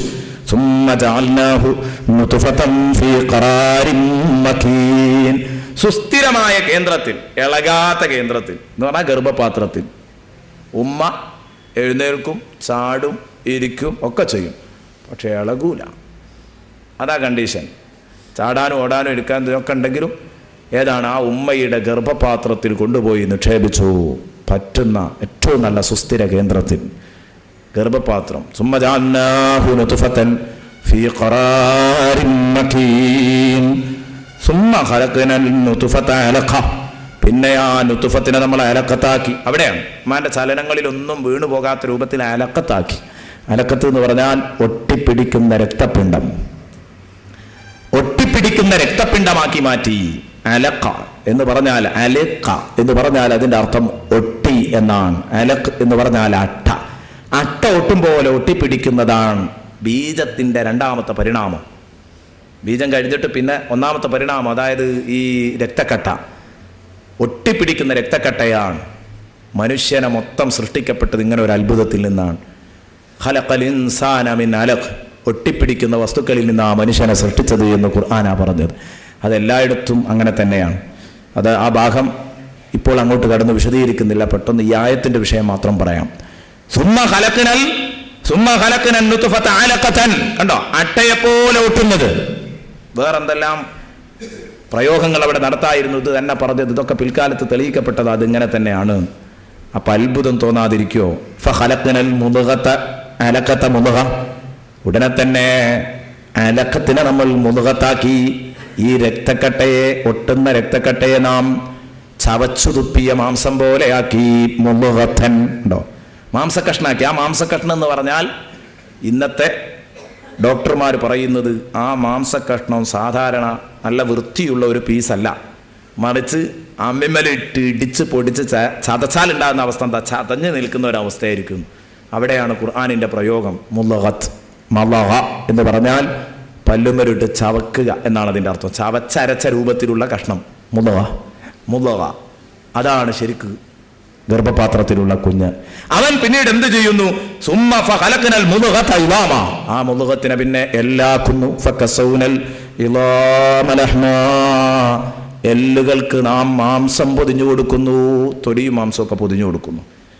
അങ്ങനെയാണ് കാലും കയ്യും ഒക്കെ ഉണ്ടായിട്ട് കുട്ടിയാകുന്നത്.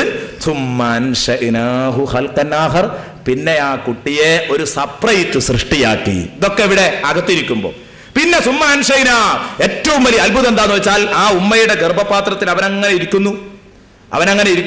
പിന്നെ അവന്റെ കണക്ക്, അവന്റെ ആയുസ്, അവന് ഉമ്മയുടെ ഗർഭപാത്രത്തിൽ ഇരിക്കാനുള്ള സമയം കഴിഞ്ഞാൽ അവനതാ പൊട്ടി വീഴുന്നു ഭൂമിയിലേക്ക്. സുമ്മ അൻശഅനാഹു ഖൽഖൻ ആഖർ, പിന്നെ അവനെ നാം ഒരു സെപ്പറേറ്റ് സൃഷ്ടി, വേറെ ഒരു സൃഷ്ടിയാക്കും. ഇതുവരെ ഉമ്മാന്റെ ഭാഗമായിരുന്നു. ഇപ്പൊ ഉമ്മയിൽ നിന്ന് പിരിഞ്ഞു, എവിടെ എത്തി? ഭൂമിയിലെത്തി. ഇപ്പൊ അവൻ വേറെ ഒരു മെമ്പറാ. ഉമ്മ വേറൊരു മെമ്പർ, ഇവൻ വേറൊരു മെമ്പർ. ഇവന് ഇനി റേഷൻ കാർഡിൽ അംഗത്തുണ്ട്. ഉമ്മാന്റെ ഗർഭപാത്രത്തിൽ ഇരിക്കുമ്പോൾ അതുണ്ടാവില്ല. അൻശഅനാഹു ഖൽഖൻ ആഖർ, വേറെ ഒരു സൃഷ്ടിയാക്കി എന്ന് പറഞ്ഞത് അതാണ്. എന്ന് പറഞ്ഞാൽ ഭൂമിയിലേക്ക് സെപ്പറേറ്റ് അവനെ ഇട്ടു. അവിടെ വെച്ചിട്ട് എങ്ങാനും ശ്വസിക്കാനുള്ള അനുവാദമല്ലല്ലോ. ഉമ്മ ശ്വസിക്കൂരെങ്കിൽ ഇപ്പം മരിക്കും. അതിനകത്ത് ഇനി അങ്ങനെയല്ല, ഇനി ഉമ്മാൻ്റെത് വേറെ, അവൻ്റെ വേറെ. അപ്പൊ ഈ ഘട്ടങ്ങളൊക്കെ റസൂലുള്ള അങ്ങനെ പറഞ്ഞു കൊടുക്കല്ലേ, ഇതാ എഴുതിയേക്കാൻ പറയുന്നത്. അപ്പൊ അറബിയായ അബ്ദുല്ലാഹിബിൻ സഅദ്, അബ്ദുല്ലാഹിബിൻ മസൂദ് അല്ലട്ടോ, മസൂദ് വലിയൊരു മഹാനാ, അബ്ദുല്ലാഹിബിൻ സഅദ്, ഇത് കേട്ടപ്പോ ഇവനിതിങ്ങനെ എഴുതുക. പക്ഷേ ഇതിങ്ങനെ കേട്ടപ്പോൾ ഭയങ്കര അത്ഭുതം. അങ്ങനെയൊക്കെയാണോ സൃഷ്ടികർമ്മം നടത്തുന്നത്? വല്ലാത്ത അത്ഭുതം തന്നെയാ. അപ്പൊ ഇവന് ഈ ഭാഗം എത്തിയപ്പോൾ ഇവൻ അറിയാതെ അങ്ങ് പറഞ്ഞു, ഇതിന് ആവേശം മൂത്തിട്ട്, അറബിയല്ലേ, അതിന് പിന്തുണ പ്രഖ്യാപിച്ചിട്ട് പറഞ്ഞു, ഫതബാറകല്ലാഹു അഹ്സനുൽ ഖാലിഖീൻ, ഇങ്ങനെ സൃഷ്ടികർമ്മം നടത്തുന്ന റബ്ബ് എത്ര പരിശുദ്ധനാ നബിയേ, എത്ര നല്ലവനാ അള്ളാഹു. നല്ല മട്ടത്തിലാണല്ലോ അള്ളാഹു തആല സൃഷ്ടിച്ചുണ്ടാക്കുന്നത്. വലിയൊരു അത്ഭുതം തന്നെയാണ്. ഫതബാറകല്ലാഹു അഹ്സനുൽ ഖാലിഖീൻ, നന്നായി സൃഷ്ടികർമ്മം നടത്തുന്ന റബ്ബ് വളരെ ബറക്കത്തുള്ളവൻ തന്നെ എന്നാണ് പറഞ്ഞപ്പോൾ റസൂലുള്ളാഹി സ്വല്ലല്ലാഹു അലൈഹി വസല്ലമ തങ്ങൾ ബാക്കി പറഞ്ഞു കൊടുത്തിട്ടില്ലായിരുന്നു. അതാണ് ഞാൻ എൻ്റെ ബാക്കി. ഇയാൾ ഫതബാറകല്ലാഹു അഹ്സനുൽ ഖാലിഖീൻ ഇതിന്റെ ബാക്കിയായിട്ട് പറഞ്ഞതല്ല, ഇയാൾ ഇതിന് പിന്തുണ പ്രഖ്യാപിച്ച് പറഞ്ഞതാ. നമ്മൾ വലിയ അത്ഭുതം ഉണ്ടാകുമ്പോൾ സുബ്ഹാനല്ലാഹ് എന്നൊക്കെ പറയും പോലെയാണ് പറഞ്ഞതാ. അത് നോക്കുമ്പോൾ ഈ ആയത്തിന്റെ ബാക്കിയാ. റസൂലുള്ളാഹി പറഞ്ഞു, ഹകദാ നസലത് അലയ്യ ഫക്തുബ് യാ അബ്ദുല്ലാഹ്, അങ്ങനെയാണ് ഈ ആയത്ത് എനിക്ക് ഇറങ്ങിയത്, എഴുതിക്കോ അബ്ദുല്ലാഹ്, എഴുതിക്കോ. അപ്പം ഇയാള് ഇങ്ങനെയാണോ ഇറങ്ങിയത് വെച്ച് ഞാൻ പറഞ്ഞ പോലെ, ആ ഭാഗ്യവാനാണ് ആള്. റസൂലുള്ളാഹി പറഞ്ഞിട്ടില്ല സംഗതി ഭാഗ്യവാനാണല്ലോ. ഖുർആന്റെ ബാക്കി ഭാഗം അയാൾക്ക് ഓതാൻ കഴിഞ്ഞു ആദ്യം. അയാൾ അങ്ങനെയാ ചിന്തിക്കേണ്ടത്, ഞാൻ എത്ര ഭാഗ്യവാനാണ്. ഇയാൾ ചോദിച്ചു, എനിക്കോ ഞാൻ പറഞ്ഞതുപോലെ. ആ അപ്പം ഇയാൾക്ക് തോന്നി ഇത് നല്ലൊരു പദപ്രയോഗം ഇവിടെ വന്നപ്പോൾ അത് ഫിറ്റാക്കിയതാണോ എന്ന് തോന്നിയപ്പോൾ ഇയാൾ പേന മുഹമ്മദുർ റസൂലുള്ളാഹി സ്വല്ലല്ലാഹു അലൈഹി വസല്ലമ തങ്ങളുടെ മുഖത്തേക്കങ്ങ് വലിച്ചെറിഞ്ഞിട്ട് ഇവനങ്ങ് പോയി.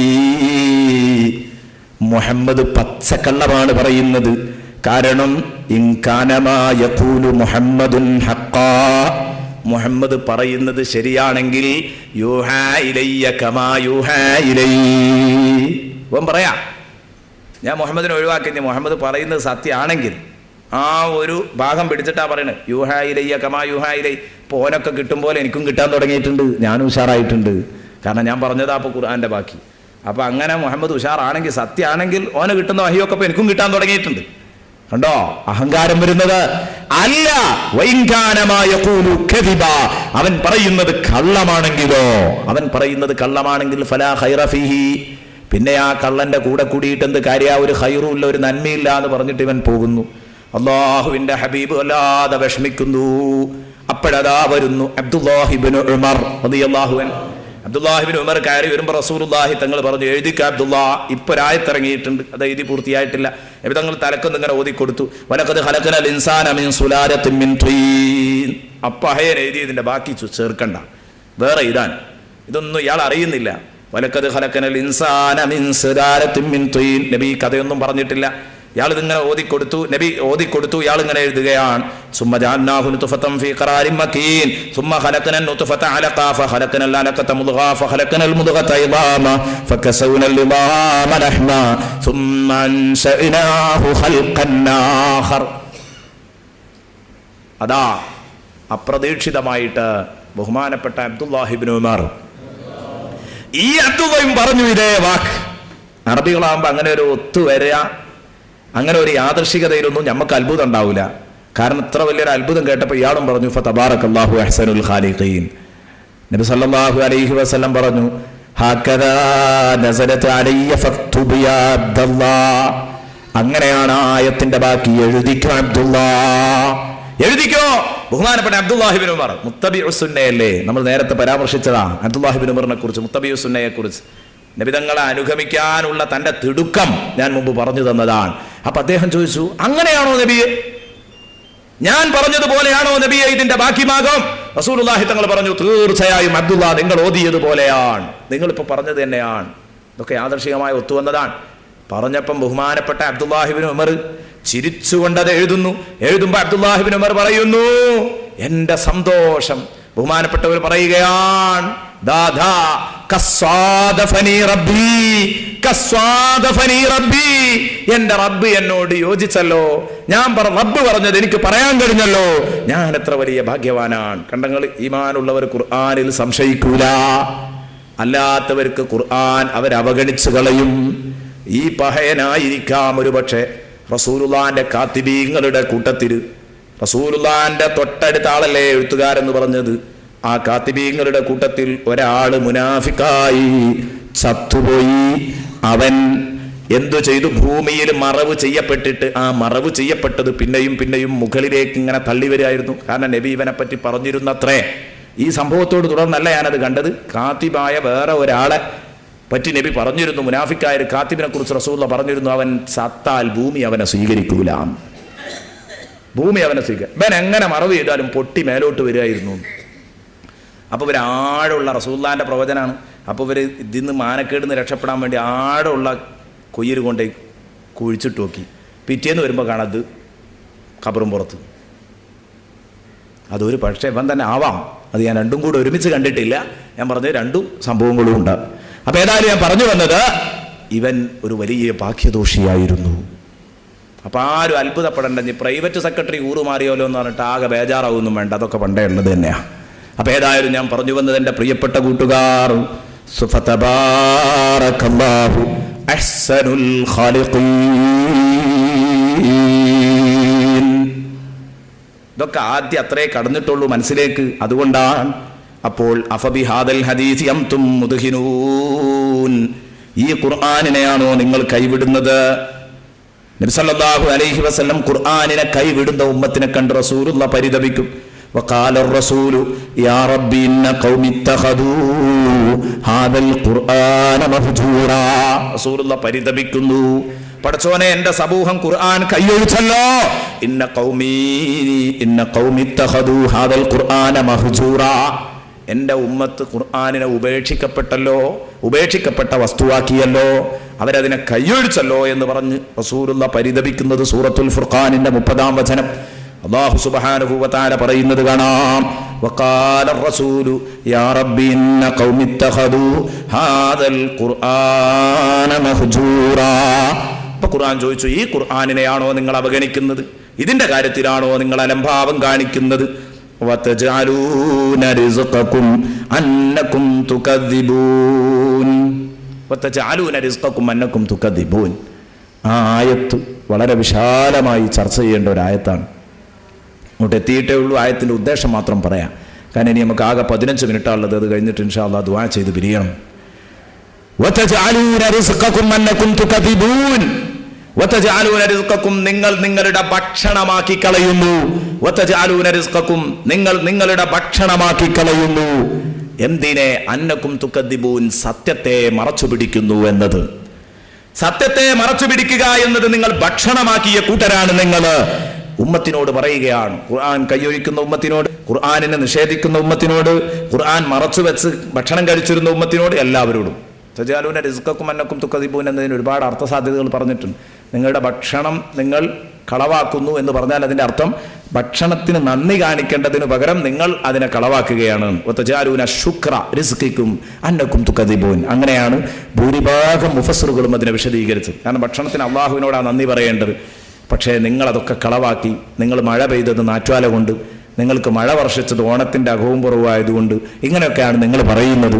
നിങ്ങൾ അള്ളാഹുവിനോട് നന്ദി കെട്ടിരിക്കുന്നു എന്നാണ് ഭൂരിപക്ഷം മുഫസ്സിറുകളും വിശദീകരിച്ചത്. എന്നാൽ ഇമാം ഫഖ്റുദ്ദീൻ റാസി റഹ്മത്തുള്ളാഹി അലൈഹി പറഞ്ഞു, നേരെ ആ പദത്തിന്റെ ആശയം തന്നെ ആവാം ഇത്. വതജഅലൂന റിസ്ഖകും അന്നകും തുകദ്ദിബൂൻ ഐ തജഅലൂന മആശകും വകസ്ബകും അത്തക്ദീബ്. നിങ്ങളെ മൊത്തം, നിങ്ങളെ ജീവിതമാർഗം തന്നെ കള്ളം പറയലാണ്. വതജഅലൂന റിസ്ഖകും അന്നകും തുകദ്ദിബൂൻ, നിങ്ങളെ ഭക്ഷണം നിങ്ങൾ സത്യത്തെ മറച്ചു വെക്കുക എന്നതാക്കുന്നു.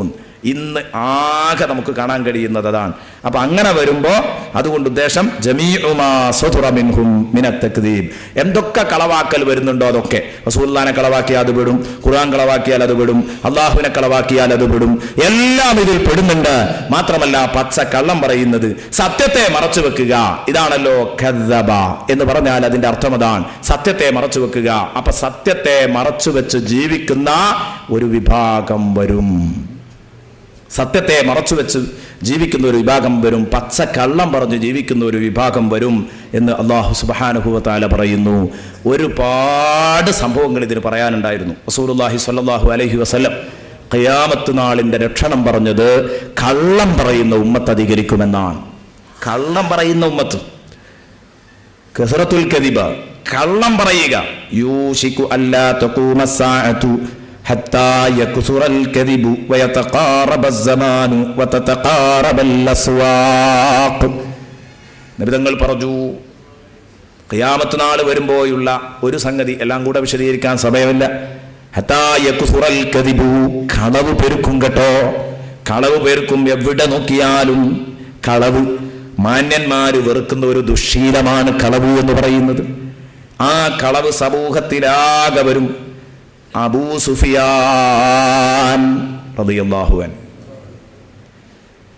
അബൂ സുഫിയാൻ റളിയല്ലാഹു അൻഹു ആദ്യകാലത്ത് മുസ്ലിമാകുന്നതിൻ്റെ മുമ്പത്തെ കഥ ആണ് പറയുന്നത്.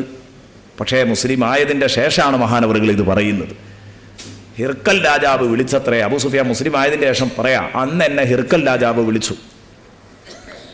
റസൂലുള്ളാഹി തങ്ങൾ അവിടെ എത്തിയപ്പോൾ ഹിർക്കൽ രാജാവ് റസൂലുള്ളാഹിനെ കുറിച്ച് അന്വേഷിക്കാൻ വേണ്ടി വിളിച്ചതാ. അപ്പോൾ റസൂലുള്ളാഹിന്റെ ബയോഡാറ്റ സമർപ്പിക്കാൻ പറഞ്ഞ സമയത്ത് ഞാൻ റസൂലുള്ളാഹിനെ കുറിച്ച് ഉള്ളത് മാത്രമേ പറഞ്ഞിട്ടുള്ളൂ. പിൽക്കാലത്ത് മുസ്ലിമായി അബൂ സുഫിയാൻ റളിയല്ലാഹു അൻഹു. മഹാനവറുകളുടെ ബർക്കത്ത് കൊണ്ട് അല്ലാഹു നമ്മെ രക്ഷിക്കട്ടെ.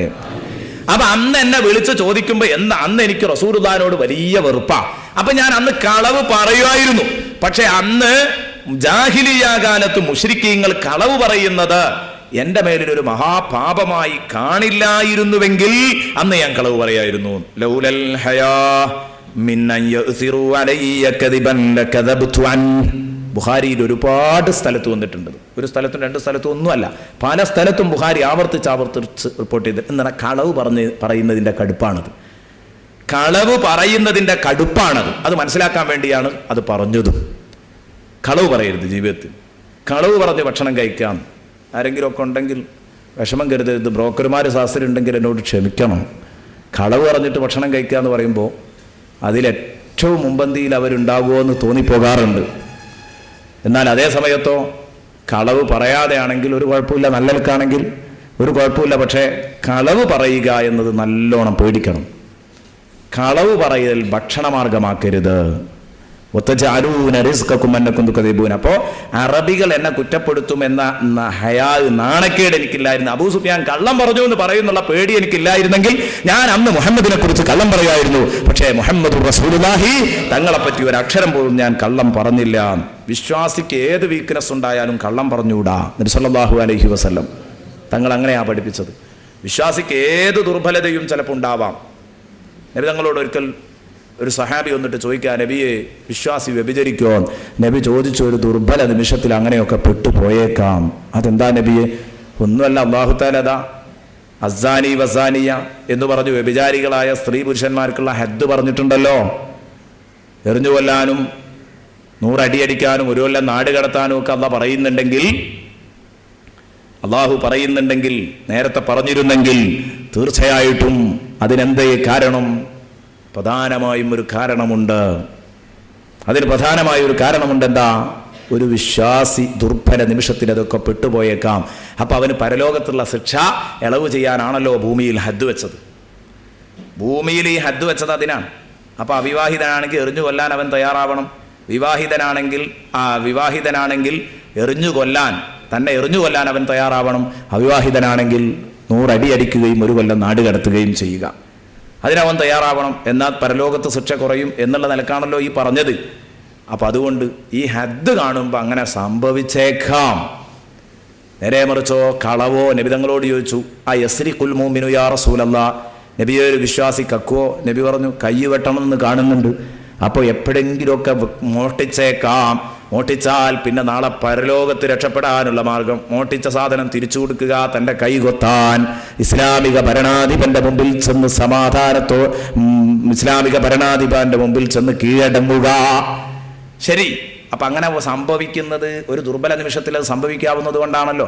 ഇതൊക്കെ ചോദിച്ചതിന് ശേഷം ഈ സഹാബി ചോദിച്ചു, അയക്ദിബുൽ മുഅ്മിനു യാ റസൂലല്ലാഹ്, നബിയെ ഒരു മുഅ്മിന് കള്ളം പറയോ? ഖാലല, കള്ളം വിശ്വാസി പറയൂല എന്ന് പറഞ്ഞു. എന്തേന്ന് ചോദിച്ചു. കള്ളം പറഞ്ഞാൽ ഇന്ന ശിക്ഷയാണെന്ന് എവിടെയും കാണുന്നില്ല, അപ്പോൾ പറയാൻ പാടില്ല എന്നാണ് അതിൻ്റെ കണ്ടീഷൻ. നോക്ക് നിങ്ങൾ, നമ്മൾ ചിന്തിക്കുന്നുണ്ടോ? നമ്മൾ ഇന്ന് ജീവിതത്തിൽ ഏറ്റവും കൂടുതൽ പറയുന്നത് കള്ളാണ്. കളവ് പറയാന്ന് പറഞ്ഞാൽ ഒരു വിഷയമേ അല്ല. മാധ്യമങ്ങളിൽ നോക്കിയാൽ അങ്ങനെ, പത്രമാധ്യമങ്ങളിൽ നോക്കിയാൽ അങ്ങനെ, ചാനലുകൾ നോക്കിയാൽ അങ്ങനെ, നമ്മുടെ സംസാരങ്ങളിൽ അങ്ങനെ, വീഡിയോ കോലായിൽ ഇരുന്നിട്ട് പറയാൻ, പച്ചക്കള്ളം പറയാൻ. അതും പച്ചക്കള്ളം എന്ന് പറഞ്ഞാൽ പണ്ഡിതന്മാരുടെ മാംസം വിഷമാണ്. അതടക്കം അവരുടെ പേരിലടക്കം വലിയ വലിയ കെട്ടിച്ചമച്ച കള്ളം പറയാൻ 5 നേരം നിസ്കരിക്കുന്ന, റമദാൻ മാസത്തിൽ നോമ്പനുഷ്ഠിച്ച, തറാവീഹ് നിസ്കരിച്ച ഉപ്പക്കൊരു മടിയുമില്ലെങ്കിൽ ഈ ഉപ്പ തൽക്കാലം രക്ഷപ്പെടൂല. നല്ലോണം ചിന്തിക്കണം, വിഷയത്തിൻ്റെ ഗൗരവം ആലോചിക്കണം. എന്തോ നമ്മൾ വിഷയത്തെക്കുറിച്ച് തീരെ ചിന്തിക്കുന്നില്ല എന്ന് പറഞ്ഞാൽ ഒരു വിശ്വാസിക്ക് പിന്നെ എപ്പോഴെങ്കിലുമൊക്കെ നിർബന്ധമായിട്ട് കള്ളം പറയേണ്ടി വരില്ലേ? ഒരു വിഷയമാണല്ലോ. കള്ളം പറയാതെ ഇപ്പം എങ്ങനെ ജീവിക്കാൻ കഴിയുമോ? കള്ളം പറയേണ്ടി വരില്ലേ? ഇമാം ബുഖാരി പറഞ്ഞു, വിശ്വാസിക്ക് കള്ളം പറയേണ്ടി വന്നെങ്കിൽ അവിടെയും അവൻ പറയരുത്, സൂചനാപരമായിട്ട് പറഞ്ഞൊഴിയാൻ ചാൻസ് ഉണ്ട്. ഇന്ന ഫീ മആരിദിൽ കലാമി, സൂചനാപരമായ സംസാരങ്ങളിൽ വിശ്വാസിക്ക് ലമന്ദൂഹതൻ അനിൽ കദിബി, കളവിനെ തൊട്ട് രക്ഷപ്പെടാൻ മാർഗമുണ്ട്. ഇമാം ബുഖാരി അദബുൽ മുഫ്രദിൽ ഉദ്ധരിക്കുന്നത് കാണാം. വിശ്വാസിക്ക് സൂചനാപരമായിട്ട് ഇവനും പറഞ്ഞ കള്ളും അല്ല, എന്നാ സംഗതി രക്ഷപ്പെട്ടും ചെയ്തു, പെള്ള ഇടങ്ങേർന്ന് രക്ഷപ്പെട്ടും ചെയ്തു. കള്ളം പറയാതെ വ്യംഗ്യമായി പറഞ്ഞ് രക്ഷപ്പെടാൻ കഴിയും. ബഹുമാനപ്പെട്ട ഇബ്രാഹിം നബി അലൈഹിസ്സലാം പറഞ്ഞതുപോലെ, ധാരാന്ന് ചോദിച്ചപ്പോൾ എൻ്റെ പെങ്ങളാന്ന് പറഞ്ഞില്ലേ ഭാര്യയെക്കുറിച്ച്, എന്ന് പറഞ്ഞാൽ ഇന്നമൽ മുഅ്മിനൂന ഇഖ്വ എന്ന അർത്ഥത്തിൽ പെങ്ങളാണെന്ന് പറഞ്ഞതാണ്. പെങ്ങളാണെങ്കിൽ രാജാവ് പിടിക്കില്ല, അല്ലെങ്കിൽ രാജാവ് പിടിക്കും, അതുകൊണ്ടാണത് പറയേണ്ടി വന്നത്. അപ്പൊ സൂചനാപരമായിട്ടത് പറഞ്ഞ് ഒഴിയാനുള്ള ഒരു ചാൻസ്. ഇങ്ങനെ എങ്കിലും പറയൽ നിർബന്ധമാകുന്ന സാഹചര്യത്തിൽ അങ്ങനെ പറയാവൂ. പറഞ്ഞത് സത്യമായിരിക്കണം, അത് ഉറപ്പാണ്. അങ്ങനെ നമ്മൾ പലപ്പോഴൊക്കെ ചിലപ്പോൾ പറയൂ, കുടുങ്ങുന്ന ഘട്ടമുണ്ടാവും. അങ്ങനെ കുടുങ്ങുന്ന ഘട്ടാണെങ്കിൽ അങ്ങനെയൊക്കെ പറയുകയാണെങ്കിലും അല്ലാതെ നമ്മളിപ്പോൾ അങ്ങനെയൊന്നും നോക്കില്ല. സൂചനയാണോ വ്യക്തമാണോ നമ്മൾ വ്യക്തമായിട്ട് പച്ചക്ക് അടച്ചട് പറയല സംഗതി ഇല്ല. കാരണം നമുക്കൊരു വിഷമമില്ല കള്ളം പറയുന്നതിൽ. നേരെ മറിച്ച് ശരിക്ക് ഇങ്ങനെ പറയാൻ പറ്റൂ എന്ന് അതെന്നെ പറയൽ അത്യാവശ്യമായി വരുന്ന ഘട്ടത്തിൽ അവിടെ തന്നെ അങ്ങനെ മറ പിടിച്ചേ സംസാരിക്കാൻ പറ്റുള്ളൂ. അങ്ങനെ ഉണ്ടല്ലോ, ഒരാളെ പറ്റി അന്വേഷിക്കുന്നു, ഒരാളെ പറ്റി അന്വേഷിച്ച് വരുന്നു, അയാൾ ഒരിക്കലും കാണിച്ചു കൊടുക്കാൻ പറ്റില്ല, മറച്ചു വെക്കേണ്ട ആളാണ്. എന്നാൽ അയാൾ ഇവിടെ ഉണ്ടോ എന്ന് നോക്കുമ്പോൾ നമ്മൾ പറയും ഇവിടെ പറഞ്ഞാൽ ഈ വട്ടത്തിലില്ല എന്നർത്ഥം. അങ്ങനെ അത് സത്യമാക്കാൻ കഴിയും. ഇതേ രൂപത്തിൽ പലപ്പോഴൊക്കെ സംസാരിക്കാറുണ്ട്. ഇപ്പം എൻ്റെ കയ്യിലൊന്നുമില്ല, പൊരേ പോയാണ്ട് ഇപ്പം എൻ്റെ കയ്യിലൊന്നുമില്ല. ഇങ്ങനെയുള്ള സംസാരങ്ങൾ എന്ന് പറഞ്ഞാൽ ഞാൻ പറഞ്ഞത് സത്യമാകണം. ആ ഒരു നിർബന്ധ ബുദ്ധിയെങ്കിലും നമുക്ക് വേണം. ബഹുമാനപ്പെട്ട ഇമാം ബുഖാരി റഹ്മത്തുള്ളാഹി അലൈഹി പറയുന്നത് കാണാം. ഇതാണ് റസൂലുള്ളാഹി സ്വല്ലല്ലാഹു അലൈഹി വസല്ലം തങ്ങളോടുകൂടെ ബഹുമാനപ്പെട്ട അബൂബക്കർ സിദ്ദീഖ് റളിയല്ലാഹു അൻഹു ഹിജ്റ പോകുമ്പോൾ വഴിയിൽ നിന്ന് ഏകദേശം മദീനത്തേക്ക് എത്താനായപ്പോൾ ചിലരൊക്കെ കണ്ടിട്ടുണ്ട്. റസൂലുള്ള പുറപ്പെട്ട വിവരം അറിയിച്ചിട്ടുണ്ട്, കണ്ടു കിട്ടുന്നവരെ അറിയിക്കണമെന്ന് പറഞ്ഞിട്ടുണ്ട്. അപ്പോഴാണ് അബൂബക്കർ സിദ്ദീഖ് റളിയല്ലാഹു അൻഹുവിനോട് ചിലരൊക്കെ വഴിയിൽ നിന്ന് ചോദിച്ചത്രേ, മൻ ഹാദാ യാ അബൂബക്കർ, അബൂബക്കർ എൻ്റെ ഒപ്പമുള്ളത് ഇതാരാണ്? ഇവർ റസൂലുള്ളാഹിനെ കണ്ടിട്ടില്ല. മൻ ഹാദാ യാ അബൂബക്കർ, ഇതാരാണ് അബൂബക്കറെ? ഈ പുറത്തേക്ക് പോകുന്നതിന് കാരണം ആള് അബൂബക്കർ സിദ്ദീഖിന്റെ ഒപ്പാ പോകുന്നതെന്നൊന്നും ഓല അറിയുന്നില്ല. അപ്പോൾ മുഹമ്മദിനെ കണ്ടാൽ പിടിക്കണം എന്നാണ്. അപ്പോൾ അബൂബക്കർ സിദ്ദീഖിന്റെ കൂടെ അങ്ങനെ ഒരാളെ കണ്ടപ്പോൾ ഇതാരാണ്, അത് ഇവർക്ക് അറിയാത്തവരുമാണ്. അപ്പോൾ അവരവിടെ വെച്ചിട്ട് ചോദിച്ചു, മൻ ഹാദാ യാ അബൂബക്കർ, ഇതാരാ അബൂബക്കറെ? ഖാല മുഅർരിളൻ, അബൂബക്കർ റളിയല്ലാഹു അൻഹു സൂചിപ്പിച്ചുകൊണ്ട്, കണ്ടോ സൂചനാപരമായിട്ട് ബഹുമാനപ്പെട്ടവർ പറഞ്ഞു, ഇന്നഹു യഹ്ദീനി ത്വരീഖ്, ഞാൻ മദീനത്തേക്ക് പോവാ, അപ്പൊ എനിക്ക് വഴി കാട്ടിത്തരാനുള്ള ഒരാളാണ്, എനിക്ക് മദീനത്തേക്ക് വഴി കാട്ടിത്തരാനുള്ള ആളാണ്. സംഗതി ശരിയാണ്, അബൂബക്കർ സിദ്ദീഖിന് വഴി കാട്ടുന്ന ആളാണ്. അബൂബക്കർ സിദ്ദീഖ് പറഞ്ഞത് ശരിയാണ്, ഇന്നഹു യഹ്ദീനി ത്വരീഖ്, എനിക്ക് വഴി കാണിച്ചു തരുന്ന ആളാണ്, എനിക്ക് വഴി കാണിച്ചു തരുന്ന ആളാ. ശരിയല്ലേ? ദുനിയാവിലും ആഖിറത്തിലേക്കുള്ള വഴി കാണിച്ചു കൊടുക്കുന്ന ആളാണ് മുഹമ്മദ് മുസ്തഫ. ഇങ്ങനെ സൂചിപ്പിച്ചു പറഞ്ഞു എന്ന് മഹാന്മാര് പറഞ്ഞത് കാണാം. ഇന്നോ ലോകത്തിന്റെ നിലനിൽപ്പ് തന്നെ കളവിലാണ്. അതും മതത്തിന്റെ പേരിലടക്കം കള്ളം പറയുന്ന ഉളുപ്പില്ലാത്ത വിഭാഗം. യകൂനു ഫീ ആഖിരി الزمان ദജ്ജാലൂന കദ്ദാബൂന യഅതൂനകും മിനൽ അഹാദീസ് ബിമാ ലം തസ്മഉ അൻതും വലാ ആബാഉകും ഫഇയ്യാകും വഇയ്യാഹും ലാ യുളില്ലൂനകും വലാ യഫ്തിനൂനകും. ആഖിർ സമാനിൽ ഒരു കൂട്ടർ വരാനുണ്ട്. ദജ്ജാലീങ്ങളാണവർ, വഞ്ചകരാണവർ, പച്ചക്കള്ളം പറയുന്നവരാണ്. കദ്ദാബൂന യഅതൂനകും മിനൽ അഹാദീസ്, ഒരുപാട് സംസാരങ്ങൾ അവർ കൊണ്ടുവരും, അവർ പറയും, അവർ ഹദീസുകൾ കൊണ്ടുവരും. ബിമാലം തസ്മഉ അൻതും വലാ ആബാഉകും, നിങ്ങളോ നിങ്ങളുടെ വാപ്പാപ്പമാരോ കേട്ടിട്ടില്ലാത്ത ആശയങ്ങൾ, ആദർശങ്ങൾ, അതായിരിക്കും ഈ പുതിയ ചിന്താഗതിക്കാർ പറയുക. അങ്ങനെ കള്ളം പറഞ്ഞു വരുന്ന മൗലവിമാരെ ഫഇയ്യാകും വഇയ്യാഹും, അവരെ നിങ്ങൾ പേടിക്കണം, അവരെയും നിങ്ങളെയും നിങ്ങൾ പേടിക്കണം, അവരെയും നിങ്ങളെയും നിങ്ങൾ സൂക്ഷിക്കണം, അവരെ നിങ്ങൾ പേടിക്കണം കേട്ടോ. നിങ്ങളും അവരുമായി അകന്നു നിൽക്കണം. ലാ യുളില്ലൂനകും, അവർ നിങ്ങളെ പിഴപ്പിക്കാതിരിക്കട്ടെ. വലാ യഫ്തിനൂനകും, അവർ നിങ്ങളെ ഫിത്നയിൽ അകപ്പെടുത്താതിരിക്കട്ടെ. ഇമാം മുസ്ലിം റിപ്പോർട്ട് ചെയ്ത ഹദീസ്. റസൂലുള്ളാഹി സ്വല്ലല്ലാഹു അലൈഹി വസല്ലം പറഞ്ഞു, ഇതിന്നിപ്പോൾ നമ്മൾ ശരിക്കും കണ്ടുവരിക. കാരണം എന്താ? മതത്തിന്റെ പേരിൽ കളവ് പറയൽ മത്സരം നടത്തുന്നവരാ വിദ്യാർത്ഥുകാർ. കളവ് പറയൽ മത്സരം നടത്തിയിട്ട് റെക്സോണ സോപ്പ് കിട്ടിയത് നിങ്ങളൊക്കെ കണ്ടിട്ടുണ്ടാവും. ഇതാണിവർ. നോക്ക് നിങ്ങൾ, കളവ് പറയൽ മത്സരം നടത്തുന്നവർ, കളവ് പറയൽ മത്സരം നടത്തുന്നവർ. ഖിയാമത്ത് നാളിന്റെ ലക്ഷണം റസൂലുള്ളാഹി പറഞ്ഞു, റസൂലുള്ളാഹി തങ്ങൾ പറഞ്ഞു, കസറത്തുൽ കദിബാൻ, കളവ് പെരുക്കലാണ്. അല്ലാഹു തആല ഖുർആനിൽ പറയുന്നു, വതജഅലൂന റിസ്ഖകും അന്നകും തുകദ്ദിബൂൻ, പച്ചക്കള്ളം പറഞ്ഞു ഭക്ഷണം കഴിക്കുന്ന ഒരു കാലഘട്ടം വരും. പച്ചക്കള്ളം പറഞ്ഞിട്ട് ഭക്ഷണം കഴിക്കുന്ന ഒരു കാലഘട്ടം വരും. കളവിനെ എത്രത്തോളം പേടിച്ചു എന്നറിയോ നിങ്ങൾ? റസൂലുള്ളാഹി ഒറ്റ സംഭവം കൂടെ ഞാൻ പറയാം. ബഹുമാനപ്പെട്ട അബ്ദുല്ലാഹി ഇബ്നു ആമിർ റളിയല്ലാഹു, അദ്ദേഹം പറയാൻ, അന്നഹു ഖാൽ, മഹാനവറുകൾ പറഞ്ഞു, ദഅത്നി ഉമ്മി യൗമ, എന്റെ ഉമ്മ ഒരിക്കൽ എന്നെ വിളിച്ചു. ചെറിയ പയ്യനായിരുന്ന കാലത്ത്, കുട്ടിയായിരുന്ന കാലത്ത് ഉമ്മ മോനെ എന്ന് വിളിച്ചു. അബ്ദുല്ലാ വാ എന്ന് പറഞ്ഞു. അപ്പൊ എന്റെ ഉമ്മ വിളിക്കുമ്പോ റസൂലുള്ളാഹി ഖായിദും ഫീ ബൈതനാ, റസൂലുള്ളാഹി ഞങ്ങളെ വീട്ടിലുണ്ട്, ഇരിക്കുന്നുണ്ട്. റസൂലുള്ളാഹി ഞങ്ങളെ വീട്ടിലിരിക്കുമ്പോൾ ഉമ്മ എന്നെ വിളിക്കുന്നത് കേട്ടു. അപ്പൊ റസൂലുള്ളാഹി തങ്ങൾ എന്തേ പറഞ്ഞത്? ഫഖാലത്ത്, എന്റെ ഉമ്മ പറഞ്ഞു, ഹാ തആൽ ഉഅ്തീക്, മോനെ വാ, ഞാൻ നിനക്കൊരു സാധനം തരാന്ന് പറഞ്ഞു. കണ്ടോ? ഹാ തആൽ ഉഅ്തീക്, വാ ഞാൻ നിനക്കൊരു സാധനം തരാമെന്ന് പറഞ്ഞു. ഇതുമാര് സാധാരണ വിളിക്കണ വന്ന് നോക്കുമ്പോൾ ഒരു ചുക്കും ഉണ്ടാവില്ല, കുട്ടീനെ കിട്ടാനുള്ള പരിപാടിയാണ്. ഞാൻ നിനക്ക് നല്ലൊരു സാധനം തരാമെന്ന് പറയും, വന്ന് നോക്കുമ്പോൾ അതൊന്നും ഉണ്ടാവില്ല. അപ്പോൾ എന്തേ ഇപ്പോൾ ഇങ്ങനെ പറഞ്ഞ സമയത്ത് റസൂലുള്ള ചോദിച്ചത്രേ, ഫഖാലഹ റസൂലുള്ളാഹി, സാധാരണമാരിങ്ങനെ വിളിച്ചിട്ട് വെറുതെ കൊശയാക്കി കളയുന്ന ഒരു പരിപാടി ഉണ്ട്. അപ്പോൾ ആ നിലക്ക് റസൂലുള്ള ചോദിച്ചു, അമാ അറത്തിയാം തൊഴുത്തീഹി, വന്നപ്പോൾ എന്താ അവന് കൊടുക്കാൻ കരുതിയെന്ന് ചോദിച്ചു. ആ കുട്ടി ഇപ്പോൾ വന്നാൽ എന്താ അവന് കൊടുക്കാൻ കരുതിയെന്ന് ചോദിച്ചു. കാലത്ത് എഴുത്തീഹി തമ്പ, വരികയാണെങ്കിൽ ഒരു കാരക്കച്ചോളയെങ്കിലും ഞാൻ കൊടുക്കും നബിയേ. ഫഖാലഹ റസൂലുള്ളാഹി സ്വല്ലല്ലാഹു അലൈഹി വസല്ലം, നബിതങ്ങൾ പറഞ്ഞു, അമാ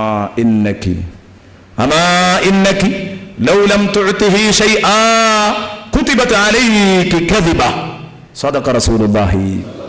ഈ ഒരു കാര്യം മനസ്സിലാക്കണം, വിളിച്ചു വരുത്തിയിട്ട് ഞാൻ കൊടുക്കും എന്ന് പറഞ്ഞോടുകൂടി കഴിഞ്ഞു. ഞാൻ റസൂലുള്ള ചോദിച്ചപ്പോഴേക്കും എന്നെ പെണ്ണിന് തിരിഞ്ഞാണോ ഇത് എങ്ങോട്ടാ പോക്ക്, അതുകൊണ്ടായിരിക്കും ഇങ്ങനെ മറുപടി പറഞ്ഞത്. അപ്പോൾ എന്ത് ചെയ്തു?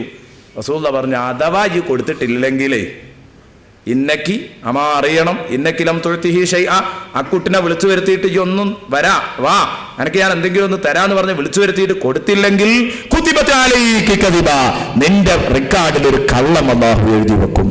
ഒരു കള്ളം പറഞ്ഞ കുറ്റം നിന്റെ റെക്കോർഡിൽ അവിടെ സ്ഥിരപ്പെട്ട് കിടക്കും. അബൂദാവൂദ് റിപ്പോർട്ട് ചെയ്ത ഹദീസാണ്.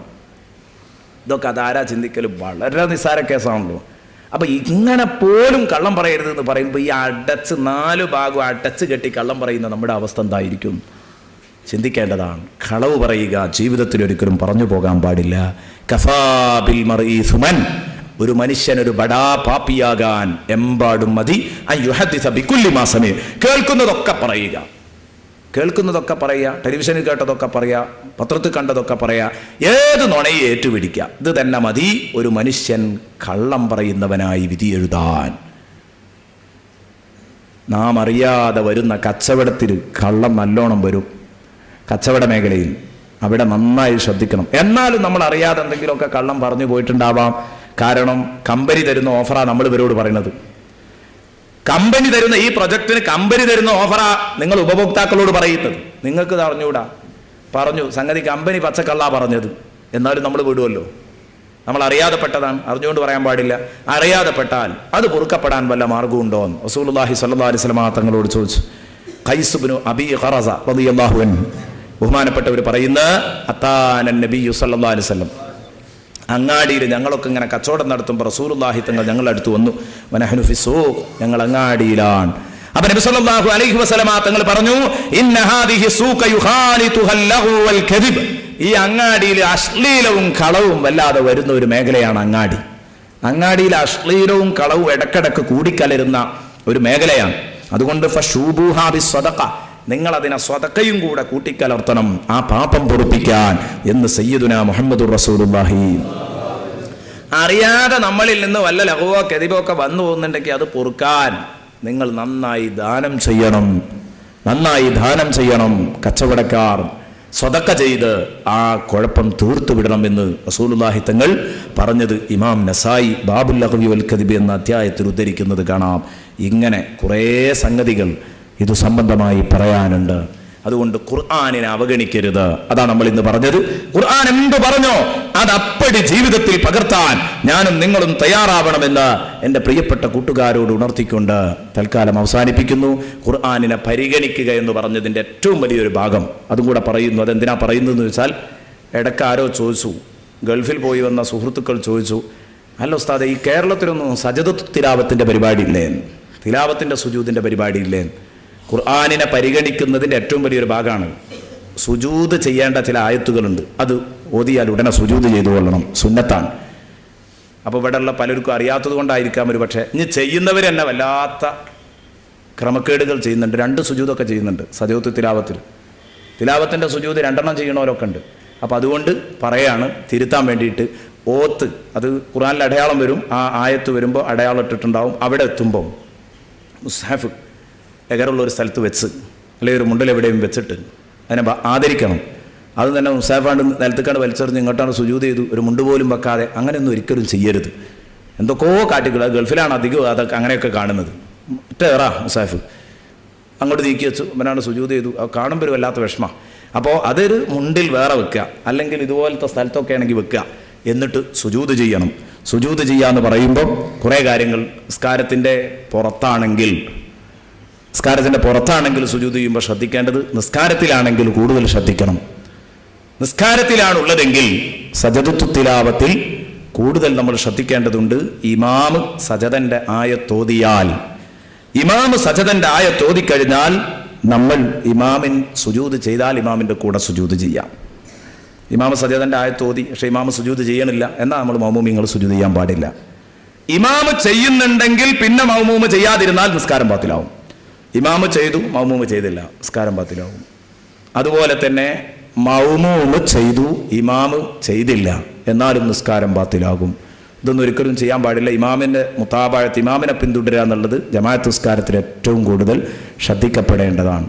അപ്പോൾ ഈ പറഞ്ഞിടത്ത് തന്നെ നമ്മളൊരു കാര്യം ചിന്തിക്കണം. മൗമൂമ് ഇമാമ് സുജൂദ് ചെയ്ത വിവരം അറിഞ്ഞിട്ടില്ലെങ്കിലോ, വലിയ പള്ളിയൊക്കെ ആകുമ്പോൾ ഇമാമ് സുജൂദ് ചെയ്ത വിവരം മൗമൂമ് അറിഞ്ഞില്ല, ഇല്ലാ ബഅദ റഫ്ഇ റഅ്സിഹി മിനസ് സുജൂദ്, സുജൂദ് എന്ന് ഇമാമ് തല കണ്ട് പൊക്കിയതിന് ശേഷം മൂപ്പര് അറിഞ്ഞത് മൂപ്പര് സജദന്റെ തിലാവത്തായിരുന്നു, സജദന്റെ തിലാവത്തിന്റെ സജദയായിരുന്നു, സുജൂദായിരുന്നു, ഓത്തിന്റെ സുജൂദാ ചെയ്തത്, എന്നാൽ അയാളുടെ നിസ്കാരത്തിന് അത് ബാത്തിലാവൂല. കാരണം ഇമാമ് ചെയ്തിട്ട് മൗമൂമ് ചെയ്യാൻ നിസ്കാരം ബാത്തിലാകുന്ന, പക്ഷേ തല ഉയർത്തിയിട്ട് ഇമാമ് തല ഉയർത്തിയിട്ട് ആ വിവരം അറിയുന്നതെങ്കിൽ നിസ്കാരം ബാത്തിലാകില്ല എന്നല്ല. വലാ യസ്ജുദു, ഇനി അയാൾ വീണ്ടെടുക്കാൻ സുജൂദ് ചെയ്യേണ്ടതുമില്ല, ഇനി ഇയാൾ ഒറ്റക്ക് സുജൂദ് ചെയ്യേണ്ടതുമില്ല. എങ്കിലും അയാൾ ആ നിൽക്കുന്നിടത്ത് തന്നെ നിൽക്കണം. ഇമാമ് കൊണ്ട് വന്നോട്ടെ, ഇമാമ് തല ഉയർത്തി കഴിഞ്ഞതിൻ്റെ ശേഷമാണെങ്കിൽ ആ നിൽക്കുന്നിടത്ത് തന്നെ നിൽക്കണം.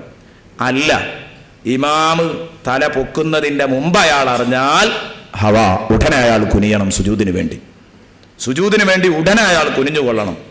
എന്നിട്ട് അയാൾ സുജൂദ് ചെയ്യണം. അങ്ങനെ ഇയാൾ കുനിഞ്ഞു, അപ്പോഴേക്ക് ഇയാൾ സുജൂദ് ചെയ്യണതിന് മുമ്പ് ഇമാമോട് പോന്നാലോ സുജൂദ് ചെയ്യാതെ ഇമാമിൻ്റെ ഒപ്പം ഇങ്ങോട്ട് പോരണം എന്നാ. അതാ കണ്ടീഷൻ. ഇതൊക്കെ ജമാഅത്ത് നിസ്കാരത്തിലാകുമ്പോൾ കൂടുതൽ ശ്രദ്ധിക്കേണ്ടതാ. എപ്പോഴെങ്കിലുമൊക്കെ വന്നേക്കാം. ഫൈദാ റഫഅ ഖബല സുജൂദിഹി റഫഅ മഅഹു, ഇവൻ സുജൂദ് ചെയ്യുന്നതിന് മുമ്പ് ഇമാമ് ഉയർന്നു പോന്നാൽ ഇമാമിൻ്റെ കൂടെ ഇങ്ങ് പോരണം. പിന്നെ ആ സുജൂദ് പോയി ചെയ്യേണ്ടതില്ല. വലാ യസ്ജുദ്. ഇനി ഇമാമാണെങ്കിൽ പതുക്കെ ഓതുന്ന നിസ്കാരത്തിലാണെങ്കിൽ എപ്പോഴും നല്ലത് സുജൂദ് ചെയ്യാതെ പിന്തിപ്പിക്കലാണ് നല്ലത്. സുജൂദ് കഴിഞ്ഞിട്ട് ആക്കലാണ് എപ്പോഴും നല്ലത്. അതേസമയം കാരണം ഈ ആയത്തോതിയോ ഇല്ലേന്ന് മൗമൂമിങ്ങൾ അറിയാതിരിക്കുമ്പോൾ ചിലപ്പോൾ കൺഫ്യൂഷൻ വരും. അതേസമയം ഉറക്കം ഓതുന്ന നിസ്കാരത്തിലാണെങ്കിലോ ആ ഉറക്കം ഓതുന്ന നിസ്കാരത്തിൽ ഇമാമിന് ചെയ്യാം. കാരണം ഇമാമ് സജദന്റെ ആയത്തോതിയ വിവരം മൗമൂമിങ്ങൾ അറിയുന്നു. അത് തന്നെ ഒരാൾ സജദയുടെ ആയത്തോതി അയാൾ റുക്കൂ ചെയ്തു, സജദയുടെ ആയത്തോതി റുക്കുവാ ചെയ്തു, സുജൂദല്ല. സജദയുടെ ആയത്തിൻ്റെ ഇപ്പോൾ ഉദാഹരണം കല്ലാ ലാ തുതിഉഹു വസ്ജുദ് വഖ്തരിബ. അവിടെ ഒരു ഘട്ടമാണ്, ഇയാൾ റുക്കൂക്കാട് പോയി, റുക്കൂയിലെത്തിയപ്പോൾ അയാൾക്ക് തോന്നി സുജൂദ് ചെയ്താൽ കുഴപ്പമില്ല, റുക്കൂയിലെത്തിയപ്പോൾ അയാൾക്ക് തോന്നി ഇതാണ് സുജൂദ് ആക്കിയാലോ. എന്നാൽ അത് പറ്റില്ല. കാരണം തുടക്കം നൃത്തത്തിൽ നിന്ന് വരണം, അല്ലെങ്കിൽ കുഴപ്പമാണ്. സ്ഥാനം നഷ്ടപ്പെട്ടത് കൊണ്ട് അത് പറ്റില്ല. ഇനി ഒരാൾ സുജൂദിന് വേണ്ടി കുനിഞ്ഞു, സുജൂദിന് വേണ്ടി ആ കുനിഞ്ഞത് സുജൂദ് ചെയ്യട്ടെ എന്ന് കരുതിയിട്ട് ആ കുനിഞ്ഞത് ഓത്തിന്റെ സുജൂദ് ചെയ്യട്ടെ എന്ന് കരുതി റുക്കുവിൻ്റെ അടുത്തെത്തിയപ്പോൾ അയാൾക്കൊരു ലുബ്ധത, ഇനിയിപ്പോൾ സുജൂദ് ചെയ്യാനാവില്ല, ഇത് തന്നെ റുക്കുവാക്കുക, എന്നിട്ട് റുക്കുവിലേക്കാണ് തിരിച്ചു വിട്ടാൽ അതും പറ്റൂല. അപ്പോൾ ഓരോന്ന് എന്താണോ കരുതിയത് ആ കരുതിയത് തന്നെ ചെയ്യണം. ഇനി നിസ്കരിക്കുന്നവനല്ലാത്തവൻ്റെ കാര്യമാണ് ശ്രദ്ധിക്കേണ്ടത്. നിസ്കാരത്തിൽ നമ്മൾ ഓട്ടോമാറ്റിക്കായിട്ടാണ് ചെയ്തോളൂ, അതിപ്പോൾ വലിയ കുഴപ്പമൊന്നും വരില്ല. നിസ്കാരം അല്ലാത്തപ്പോൾ ശ്രദ്ധിക്കേണ്ടത്, നിസ്കാരത്തിലല്ലാത്ത ആൾ ഖുർആൻ ഓതുമ്പോൾ 2-3 കാര്യങ്ങൾ ശ്രദ്ധിക്കണം. ഒന്ന്, അതിൻ്റെ ഫർദിലൊന്ന് സുജൂദ് ചെയ്യുന്നു എന്ന് കരുതുക, നിയ്യത്ത് അത് തന്നെ. ഞാൻ സുജൂദ് ചെയ്യുന്നു എന്ന് കരുതിയിട്ട് അല്ലാഹു അക്ബർ തക്ബീറത്തുൽ ഇഹ്റാം ചെല്ലുക, ഇരിക്കുന്നിടത്ത് തക്ബീറത്തുൽ ഇഹ്റാം ചെല്ലുക, തക്ബീറു തഹറുമീൻ തക്ബീറത്തുൽ ഇഹ്റാമും ചെല്ലുക, സുജൂദ് കരുതുക, തക്ബീറത്തുൽ ഇഹ്റാം ചെല്ലുക, എന്നിട്ട് സുജൂദുൻ ഒരു സുജൂദും ചെയ്യുക. ഒറ്റ സുജൂദേ ഉള്ളൂ, സജദന്റെ സുജൂദ് എന്ന് പറഞ്ഞ് ഒരു സുജൂദ്. ആ സുജൂദ് നിസ്കാരത്തിൻ്റെ മറ്റു സുജൂദുകളെ പോലെ ആ ഷർത്തും ഫർളും സുന്നത്തും ഒക്കെ ഒപ്പിച്ചിട്ടൊരു സുജൂദ് ചെയ്യുക. ആ സുജൂദ് ചെയ്തതിൻ്റെ ശേഷം അസ്സലാമു അലൈക്കും വറഹ്മത്തുള്ളാഹി, അസ്സലാമു അലൈക്കും വറഹ്മത്തുള്ളാഹി, സലാം വിട്ടുക. വളരെ ലളിതാണ് ചടങ്ങ്, പക്ഷെ ചെയ്യണം. വളരെ കൂലിയുള്ള കാര്യമാണ്. ഖുർആനിനെ പരിഗണിക്കുക എന്ന് പറഞ്ഞതിൽ പെടുന്ന ഒരു കാര്യവും കൂടെ ആയതുകൊണ്ട്, നമ്മുടെ വിഷയവുമായിട്ട് അതിന് ബന്ധവും കൂടെ ഉള്ളതുകൊണ്ട് ഇന്നുണർത്തി എന്ന് മാത്രം. സുന്നത്തായിട്ട് ആ സുജൂദിൽ അവൻ ചൊല്ലേണ്ട ദിക്ർ സജദ വജ്ഹിയ ലില്ലദീ ഖലഖഹു വസവ്വറഹു വശഖ സമഅഹു വബസറഹു ബിഹൗലിഹി വഖുവ്വതിഹി ഫതബാറകല്ലാഹു അഹ്സനുൽ ഖാലിഖീൻ എന്ന് അവൻ ആ സുജൂദിൽ ചൊല്ലുകയും ചെയ്യുക. സജദ വജ്ഹിയ ലില്ലദീ, എൻ്റെ മുഖം ഇതാ സുജൂദ് ചെയ്തിരിക്കുന്നു, എൻ്റെ മുഖം ഇതാ സാഷ്ടാംഗം നമിച്ചിരിക്കുന്നു. ലില്ലദീ ഖലഖഹു, ആ മുഖത്തെ സൃഷ്ടിച്ച റബ്ബിന്, എൻ്റെ ശരീരത്തെ സൃഷ്ടിച്ച റബ്ബിനിതാ ശരീരം കീഴ്പ്പെട്ടിരിക്കുന്ന വസവ്വറഹു, ആ മുഖത്തെ ഭംഗിയുള്ളവനാക്കിയ റബ്ബ്, ആ മുഖത്തിന് സൗന്ദര്യം നൽകിയ റബ്ബിനിതാ സുജൂദ് ചെയ്തിരിക്കുന്നു. വശക്ക സംഅഹു, എൻ്റെ ചെവി കീറിത്തന്ന റബ്ബ്. വബസറഹു, എൻ്റെ കണ്ണ് കീറിത്തന്ന റബ്ബ്, ചെവിക്ക് കേൾവിയും കണ്ണിന് കാഴ്ചയും നൽകിയ റബ്ബ്. ബിഹൗലിഹി വഖുവ്വതിഹി, എല്ലാം അവൻ്റെ ശക്തി കൊണ്ടും പ്രതാപം കൊണ്ടുമാണ്. ഫതബാറകല്ലാഹു അഹ്സനുൽ ഖാലിഖീൻ, അല്ലാഹു തആല എത്ര ഭംഗിയായി സൃഷ്ടികർമ്മം നടത്തുന്നവനാണ്. പഠിച്ചവനെ, നീ എന്നെ എത്ര ഭംഗിയായിട്ടാ സൃഷ്ടിച്ചിട്ടുള്ളത് എന്ന് അതിൽ ചൊല്ലിയിട്ട് സജദ വജ്ഹിയ ലില്ലദീ ഖലഖഹു വസവ്വറഹു വശഖ സംഅഹു വബസറഹു ബിഹൗലിഹി വഖുവ്വതിഹി ഫതബാറകല്ലാഹു അഹ്സനുൽ ഖാലിഖീൻ. അത് കാണാതെ അറിയാത്തവരാരെങ്കിലും ഉണ്ടെങ്കിൽ മദ്രസയിലെ പുസ്തകം എടുത്തു വയ്ക്കുക, മദ്രസാ പുസ്തകത്തിലുണ്ടാവും. ഒന്ന് കാണാതെ പഠിച്ചു വെക്കുക, എന്നിട്ട് ഖുർആൻ ഓതുമ്പോൾ അത് ചെല്ലുക. ഇനി ഒരാൾ സജദൻ്റെ ആയത്തോതിയത് സുജൂദ് ചെയ്യണം എന്നുള്ള നെയ്യത്തും വെച്ചിട്ടാ, അത് പാടില്ല എന്നോ. സുജൂദ് ചെയ്യണം തന്നെ വിചാരിച്ചിട്ട് വേറെ പരിപാടിയൊന്നുമില്ല, ഖുർആൻ ഓതാൻ വേണ്ടി ഓതിയതല്ല, ഒരു സുജൂദ് ചെയ്യണം എന്ന് വിചാരിച്ചിട്ട് എന്ത് ചെയ്തതാണ്, സജദൻ്റെ ആയത്തോതി. ഓതരുത് എന്നാണ്. യഹ്റുമുൽ ഖിറാഅത്തു ബിഖസ്ദി സുജൂദി ഫഖത്ത്. അതേസമയം ഖുർആൻ ഓതുക, ആ കൂട്ടത്തിൽ ആ സജദൻ്റെ ആയത്ത് വരുമ്പോൾ സുജൂദും ചെയ്യുക, അങ്ങനെ ചെയ്യാം. നേരെ സജദൻ്റെ സുജൂദ്, തിലാവത്തിൻ്റെ സുജൂദ് ചെയ്യണമെന്ന് കരുതിയിട്ട് ഒരിക്കലും അങ്ങനെ ചെയ്യാൻ പാടില്ല. ഇതൊക്കെ പ്രത്യേകം ചിന്തിക്കേണ്ടതാണ് എന്ന് പ്രത്യേകം ഉണർത്തിക്കൊണ്ട്, ഒരു കാരണവുമില്ലാതെ തഖറുബായിട്ട് ഇബാദത്തായിട്ട് സുജൂദ് ചെയ്യാൻ പാടില്ല എന്നീ ചർച്ചകളാണ് ഇതുമായി ബന്ധപ്പെട്ട് മഹാന്മാർ നമ്മെ പഠിപ്പിച്ചത്. അപ്പം അത് പറഞ്ഞത് അങ്ങനെ ചിലർ ചോദിച്ചു, അതിപ്പോൾ ഇവിടെ നമ്മളെ നാട്ടിലതില്ലേ, അതോ നമ്മളെ മദ്ഹബിൽ അതില്ലാത്തത് കൊണ്ടാണോ എന്നൊക്കെ ചോദിച്ചു. അതുകൊണ്ടാണ് പറയാൻ കാരണം, മദ്ഹബിലൊക്കെ ഉണ്ട്, അമലില്ലാത്തത് കൊണ്ടാണ്. വളരെ പ്രധാനപ്പെട്ട കാര്യമാണ്, ചെയ്യേണ്ടതാണ്. ഇത്രയും കാര്യങ്ങളാണ് തിലാവത്തിൻ്റെ സുജൂദിൽ നാം ശ്രദ്ധിക്കേണ്ട കാര്യങ്ങൾ എന്ന് മാത്രം ഉണർത്തിക്കൊണ്ട് തൽക്കാലം അവസാനിപ്പിക്കുന്നു. വആഖിറു ദഅവാന അനിൽ ഹംദുലില്ലാഹി റബ്ബിൽ ആലമീൻ. നാളെ നമ്മുടെ സദസ്സിൽ നമ്മൾ ചർച്ച ചെയ്യുക മരണമെന്ന യാഥാർത്ഥ്യം. ഫലൗലാ ഇദാ ബലഗത്തുൽ ഹുൽഖൂം എന്ന് തുടങ്ങുന്ന ആ ഭാഗം, മരണമെന്ന യാഥാർത്ഥ്യം. ഇൻഷാ അല്ലാഹ് നല്ല ഒരു ചർച്ചയാണ്. അവസാനം കരഞ്ഞു പിരിയാൻ നമുക്ക് തൗഫീഖ് ഉണ്ടാവണം. അല്ലാഹു സുബ്ഹാനഹു വ തആല ആ ഗൗരവമേറിയ ചർച്ച ചെയ്ത് അള്ളാഹുവിനെ പേടിച്ച് കരഞ്ഞ് തൗബ ചെയ്ത് അള്ളാഹുവിൻ്റെ നരകമോക്ഷം ഉറപ്പാക്കുന്നവരിൽ അള്ളാഹു നമ്മെ ഉൾപ്പെടുത്തുമാറാവട്ടെ. സ്വർഗ്ഗലബ്ധി ഉറപ്പാക്കുന്നവരിലും അള്ളാഹു നമ്മെ ഉൾപ്പെടുത്തുമാറാവട്ടെ.